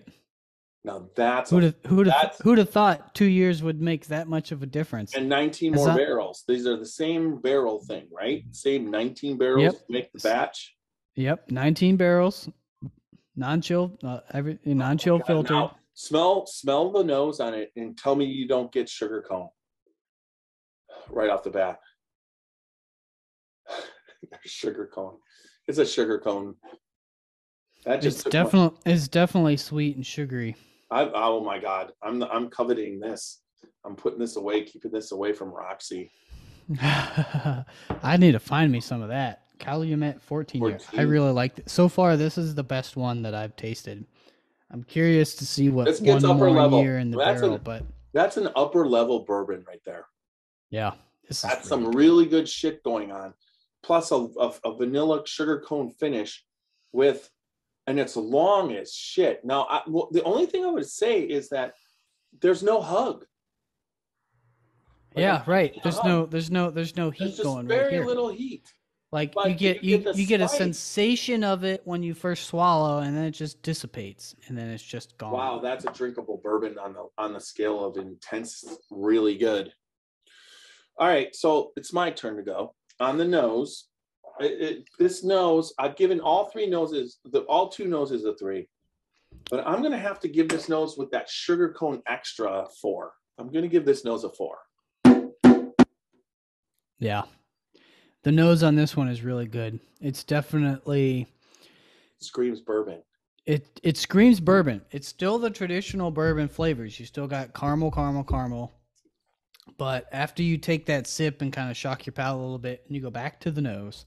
So the secondary nose, it's just the sugar cone, that little grainy aspect of it, just really, really makes it pleasant. So I give this a 4 also. Yes. All right, we're gonna go to body on this one. Side note, two side notes.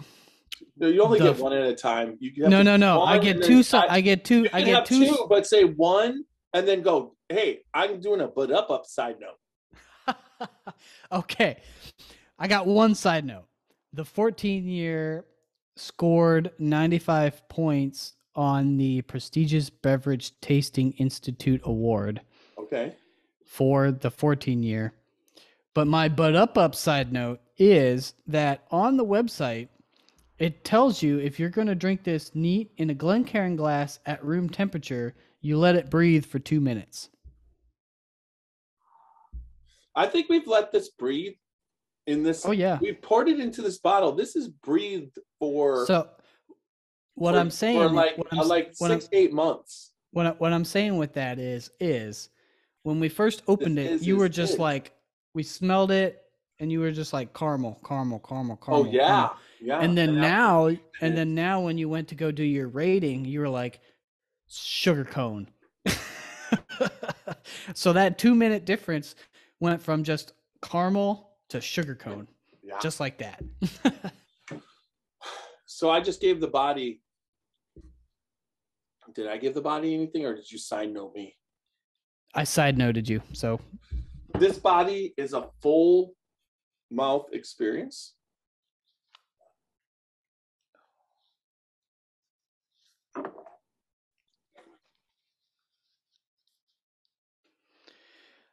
Sorry, I got to get new headphones. These things are too tight. They're squeezing on my ears.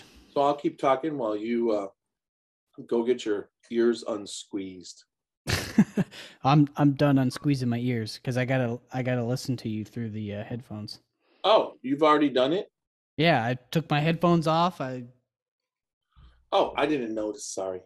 Yeah, it's all good. Anyway, so you were saying this was a full body? Oh, yes. So the only thing we can give 5 is taste and whatever, but this body unless you but up the body, you could give it a 5. That's you read my mind, you sly motherfucker.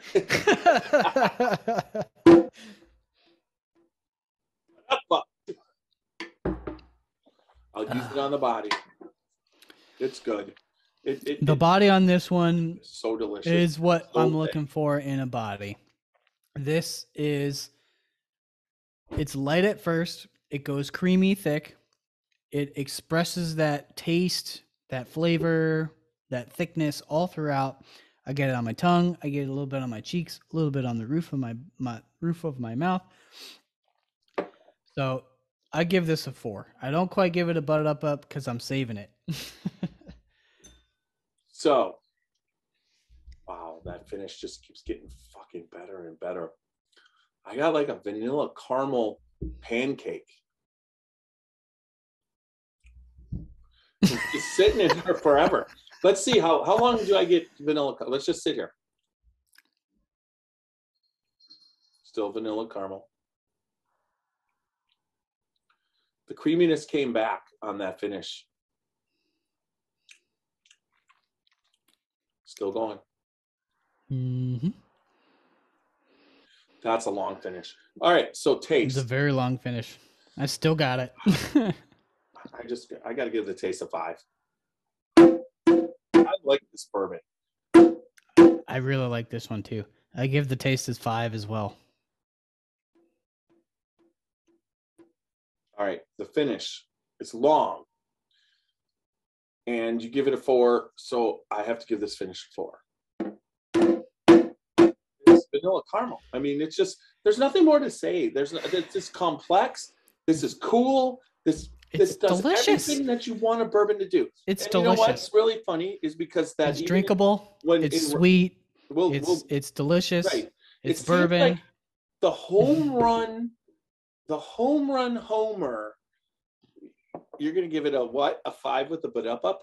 I'm giving it the butt up on the finish.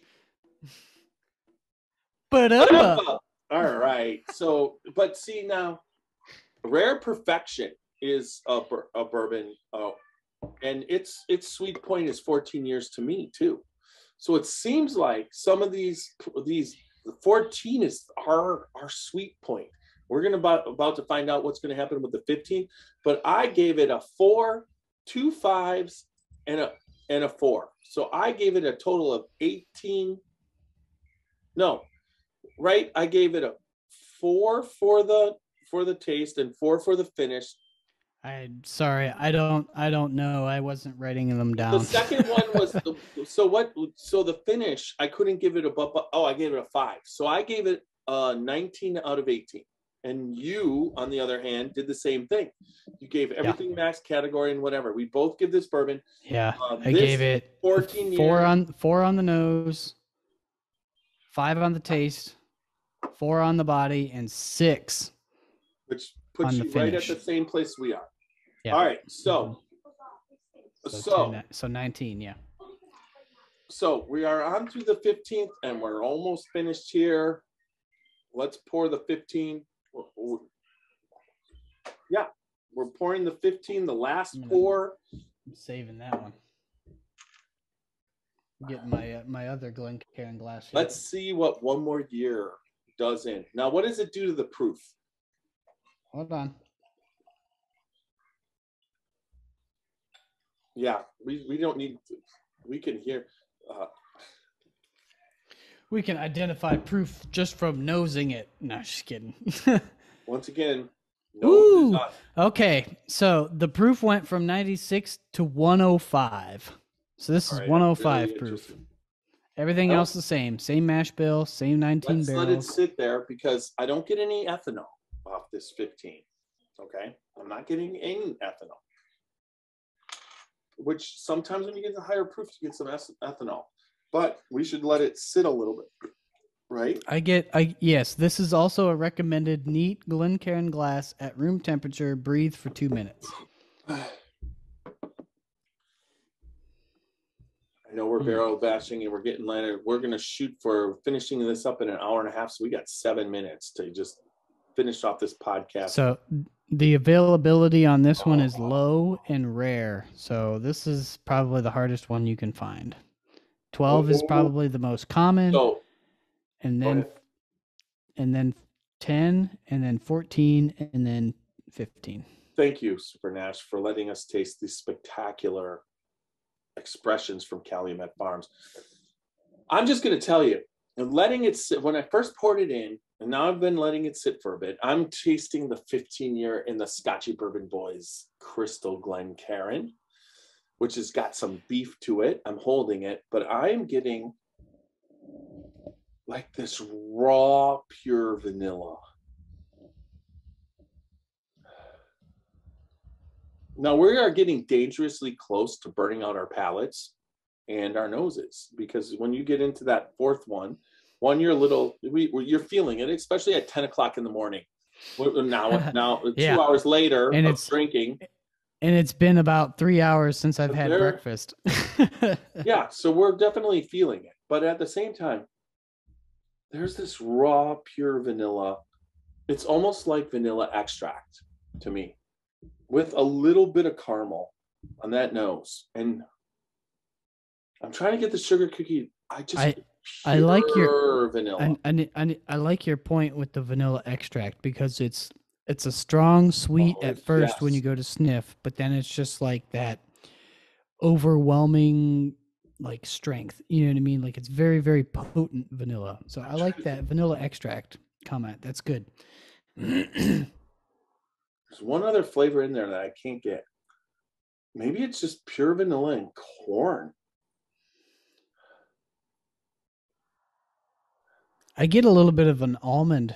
It's going back to that nutty taste. Yes. Almond. No, almond. You hit it. I was trying to get it, but we use almond. There's almond extract. Yeah. Maybe amaretto. Yeah, that's a good one too. It fucking smells like amaretto. I wonder that cherry. Oh, there it is. You just nailed it. It's vanilla amaretto cherry. There's some cherry in there. That is a complex nose that if you work at this nose, you get some fantastic smells.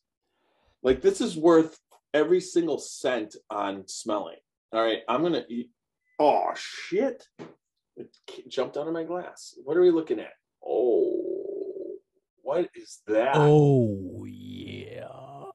Look at it just cling like this is like putting corn syrup in your glass and there's no legs because it just clings. You see that? Are you getting even? It's dripping from the top. It's not even forming legs. Oh, there's a leg. Wow. It's like a syrup. It's way different. It takes a little while. You got some drips. There's another method for testing viscosity, and that's after you do the nice swirl, you put your hand over the top, just like this, and that prevents oxygen from outside getting in. So what's in there is going to tell you how quickly it's going to form legs. So right now. 1 year. Everything is beating at the top, so you're basically stuck with what's going to drip from the top down. That's awesome. This is taking forever. Yeah, this took forever. It sticks. It doesn't do anything. And then once you release your hand, you'll notice that the drips just start to fall down a little further. You need to drink this because my theory of if it tastes like shit, it still can have an unbelievable body is about to be executed. Are you telling me I'm about to taste a shit bourbon? You're about to taste a downgrade in taste. You might think it's okay because it's definitely Scotchy. There is a burnt Scotch char involved with this that the other ones did not have. Wow. That is that the oak overpowers everything. The char overpowers everything. It's bitter. Woo! That's bitter. But that is intense. That just definitely like the wood tannins on that is strictly what comes out. See, that's the folks that there's home run. Not so much like once you put it in your mouth and you kind of pull it and you kind of dip it, you get a little bit of caramel, a little sweetness, and you're getting excited. Like, all right, this is gonna be good. You go to swallow and it's just like bam. Boom. It's just like I just drank sawdust. And charred sawdust. With strychnine added in. I mean, I don't know about the strychnine. No, but... seriously, I feel like the difference between, like, once again, home run on the 14. We just gave 14 a perfect bourbon score for this. Yeah, I know. This isn't perfect bourbon to me. No, this has got some major overaging problems, and it's once again, some people that this is their palate and they love oak. Don't go by, but the char is prevalent. There's no anything that the other three bourbons were presenting. They are missing. There's no bubble gum. There's no orange caramel. There is just oak that's been burnt. It's like, okay, so in other words, you take the 14, you burn your house down, and you open the bottle while the house is burning down inside, but at the last second before it burns up, the fucking house they put the fire out, so some of the water is dripping in. It almost has like a chalky taste on the finish. Like it's like no creaminess whatsoever, and the finish is shit. It's shit. So, like, once again, we just gave it a 19. This is what your personal preference is. But seriously, let's go on this. Okay. The nose matches up with, I will give the nose a 3. The nose is good. Like, the nose is nice and pleasant. It's inviting. There's not a strong ethanol smell. That could be because this is our 4th pour and my nose is about shot, but it's got caramel. It's got oak. You know, it's traditional. So yeah, I give this a 3 on the nose. This is nice and pleasant. All right, we're going to taste before. Okay, taste. Okay, I'm going taste. I don't like this. I'm serious. I don't like it. Drop the stick. I give it a 0 on the stick. No, seriously. Shit. No. Just no. No. Exactly. Just 0. no. 0. So 3 on the nose, 0 on the taste. And if this was Xavier, he'd be like, this bourbon has fucked me. You're right. He's like, yeah, right. It's like, well, this knows we're I've just been done duped. This, we're going. And all of a sudden, like, holy shit. Now, once again, my opinion, not yours. If you like smoky, deep scotches and you can handle and you're not expecting anything from your bourbon except what it gives you, you might like this. But from my palate, 0 on the taste. Gosh. Oh. And he's a Scotch guy, so that face should tell you everything. Okay. The taste on this one, I'm going to give you a visual example for y'all YouTubers out there. It's like this. It's like really good, and then it just goes boom, bad. You know what I mean? Like, you're like, it's pretty good. Boom, bad. Yeah. It's like when you first put it in your mouth and you kind of pull it in your mouth, you got that sweetness from the nose, you got the caramel, you got a little bit of vanilla, and there's a slight oak. But as you hold it in your mouth and kind of swish it around a little bit, if you're doing an actual tasting and not just shooting it, like if you were just shooting this, you'd probably just like caramel, ooh, good, heat, ooh, yay, whiskey. Yeah. You know what I mean? I suggest anybody doing this 15 years spending this kind of money, shoot the shit out of it. Boom, just boom. Bam. Just yeah, get it down. That's awesome. Just get it down. This is a bottle kill right there. Just drink. But if you're tasting this to try to like taste it and kind of like progress through the taste, it just goes from like slight sweet caramely to just oak and just dry oak and just more oak, and burned dryness, dry oak, dragged through and the it farm. just, and then you go to swallow it and it's like your whole mouth. Almost lost my microphone. That was a 180 on the spin. 360. You go to swallow it and it's just like boom, your whole mouth is just covered in this oaky sawdust burntness, and it's not pleasant. It's not good. Have some cow shit in there along with. No, there's no cow poo in there. There's no strychnine. It's just a really dry. It's just like the dryness of the oak just like bites at your tongue. It just like makes everything go like this. It just okay. It's not pleasant. So what am I bashing this with? I gave it a so 0. I'm only giving this a 1 because of the sweet initial taste. That's it. So all right. So my theory is going to be executed here, and it kills me. But I am illustrating this. The flavor that out of all these, that crappy, yucky flavor, and I'm going to sip it again. Don't do it, Tiny. Don't do it. Fills every aspect of my mouth. It fills my left cheek. It fills my right cheek. It fills my tongue, the roof of my mouth, the back of my mouth, the front of my mouth, and underneath it.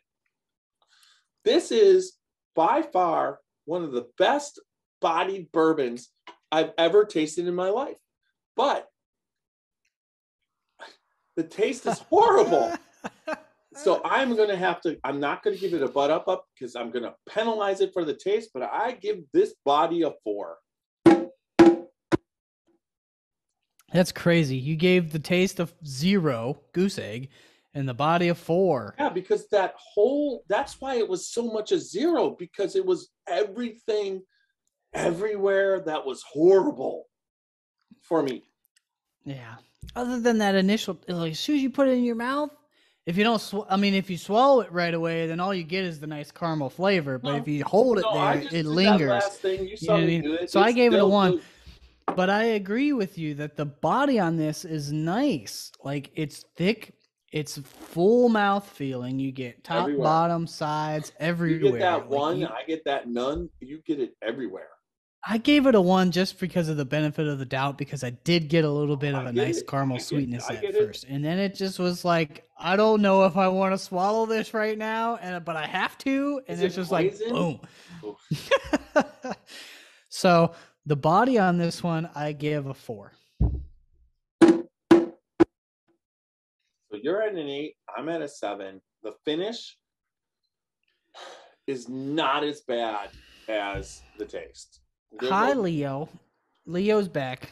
There is a little bit of the oak left, and then there is just a hint of vanilla. Yes, out of the other ones, the last one was long and they were medium. This is short to medium. So I'm happy that horrible taste goes to... I'm happy that horrible taste goes to what it goes to. All right, we're good. But, well, I will give this a 1 on the finish. It gets a 1. I can taste a little bit of vanilla. It's that horrible taste. I don't get, like, I'm still getting, it has a nice hug. There's still a nice warmth in my, going down in my chest, whatever. Okay. But I'm back. I can hear you. I gave it a 1.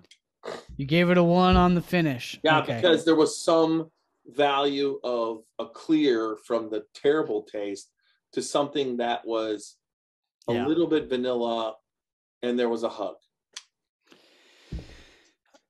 Yeah, I'd have to agree. The taste, the finish isn't as bad as that back palate taste when you go to swallow and you get that sawdust, and then it's like it's lingering there, and then it's dry oak, and then it's oak for a while. But it does clear, like you said, it does clear up. I would agree with that. I don't get so much in the very long finish now that I haven't had any in a while. I don't get too much of the caramel or the oak, but there is a little bit of a vanilla, that maybe even that vanilla extract taste. So I give this a 1 as well. So this is a 7.5. And this is what, not that I have tasted any of these samples except for the 10-year, but it's a good example of a bourbon for some people going too long. Well, that was some quick. How the hell did that happen? But I caught it.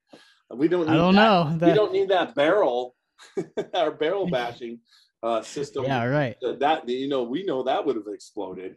Yeah, we're already down 1. We had 2 at one point. And this one's getting really dry. I need to moisten it up a little bit. No. Anyways, okay. So we are the Scotchy Bourbon Boys on that one. So we gave a 12 out of 18, a 12 out of 18, a 19 out of 19, 19 out of 19, and 7.5 out of 18. Mm-hmm. A 19 out of 18. It's all out of 7.5. Oh, yeah. Right. So 19 out of 18. You're right. The difference of this accentuates when a bourbon can stay too long in the barrel.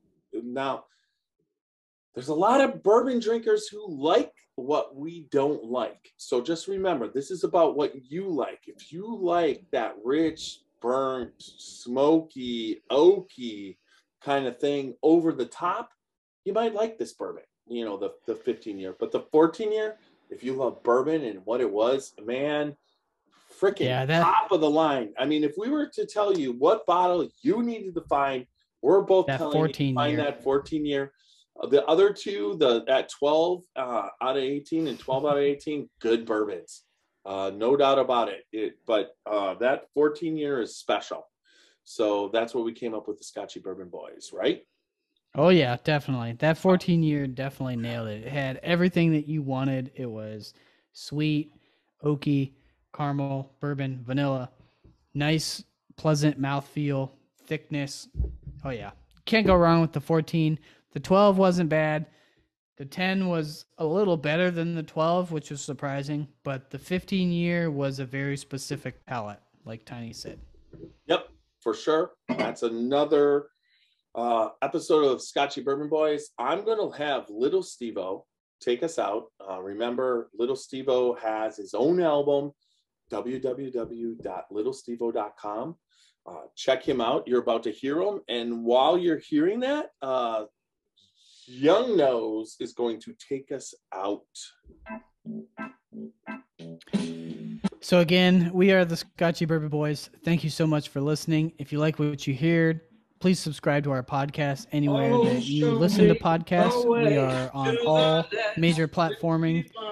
Also, subscribe to our YouTube channel. We are there as well. And don't forget, check out our website, www.scotchybourbonboys.com.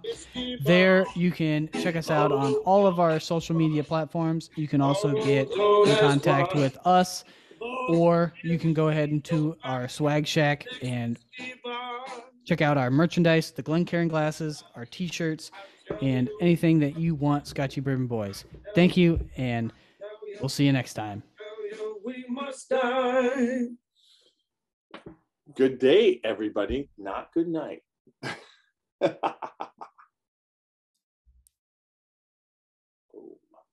Boom. Boom. All right. So we're still on YouTube a little bit. Boom. Nice podcast there, Young Nose. I had a blast. Yeah, that was fun. I think we got our groove back completely. Yeah. So my glass, I don't know what the hell's up. I mean, I was a little under prepared as far as like having my research done. No. One, I couldn't quite remember which one we were doing, and two, I really had a busy week the prior week, with going to Ohio and then going to you did what you did Columbia and then having to work all week. So but just understand, you did what I expected. I mean, I don't need any more. We looked up some of the stuff, which I had no problem. I mean, there's no doubt. I appreciate everything that you're doing.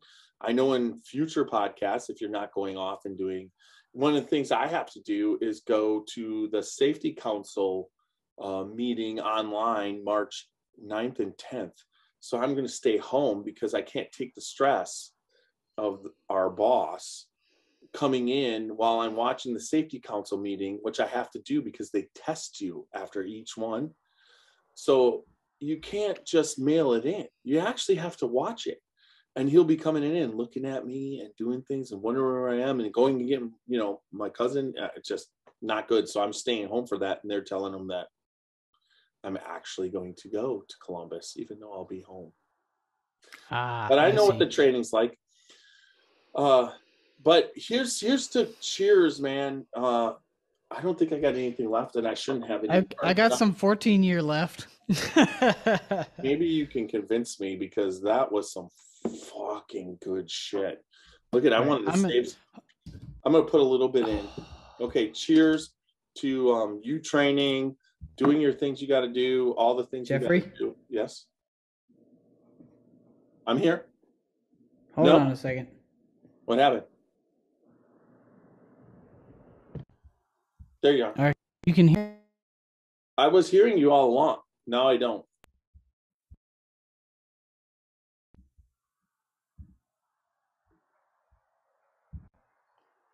Jeffrey? Yep, there you are. Okay. All right. So we're I gotta get some new headphones because these things are squeezing on my ears too bad. Yeah, get a nice set, man. Oh man. I'll see what I can do. Send you some money. Maybe I'll order it on Amazon for you and send you a pair down. That's in the Scotchy Bourbon Boys budget. Right. Yeah, make sure that you watch the Aaron Harris actual podcast. The actual that Aaron was Harris, really really good. I'm surprised. So iBourbon was what? Trip Whitbeck? Trip Whitbeck. He is Trip Whitbeck. Yeah, and that's that bottle back there. Is that his name? Yeah, his name is Trip Whitbeck. Trip Whitbeck. And he's iBourbon all day long. But Aaron Harris is Watershed Distiller. You got to hear that. Hi, Alice. You look so pretty. Alice. All right. Anyways, we are about. Hey, Alice. So good. Hey, everybody on YouTube. Good remember, good bourbon equals good times. You have to get Good And- friends and good times. That's right. But also, live dangerously and drink responsibly. That's for sure. All right, man. Everybody, Cheers. good day. Dant Crossing, Gethsemane, Kentucky. Timeless hospitality that stirs the spirit. Dant Crossing is a one-of-a-kind destination for unforgettable weddings, memorable corporate events, day trips, and weekend getaways.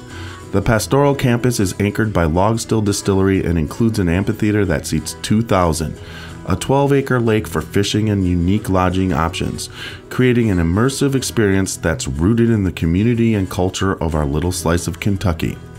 More attractions will open soon at Dant Crossing, including our 21,000 square foot distillery, which we will have the ability to produce 15,000 barrels of spirit each year, a network of wooded walking trails, fully functional private train depot, farm-to-table restaurant, and the Legacy, a premier wedding and events venue.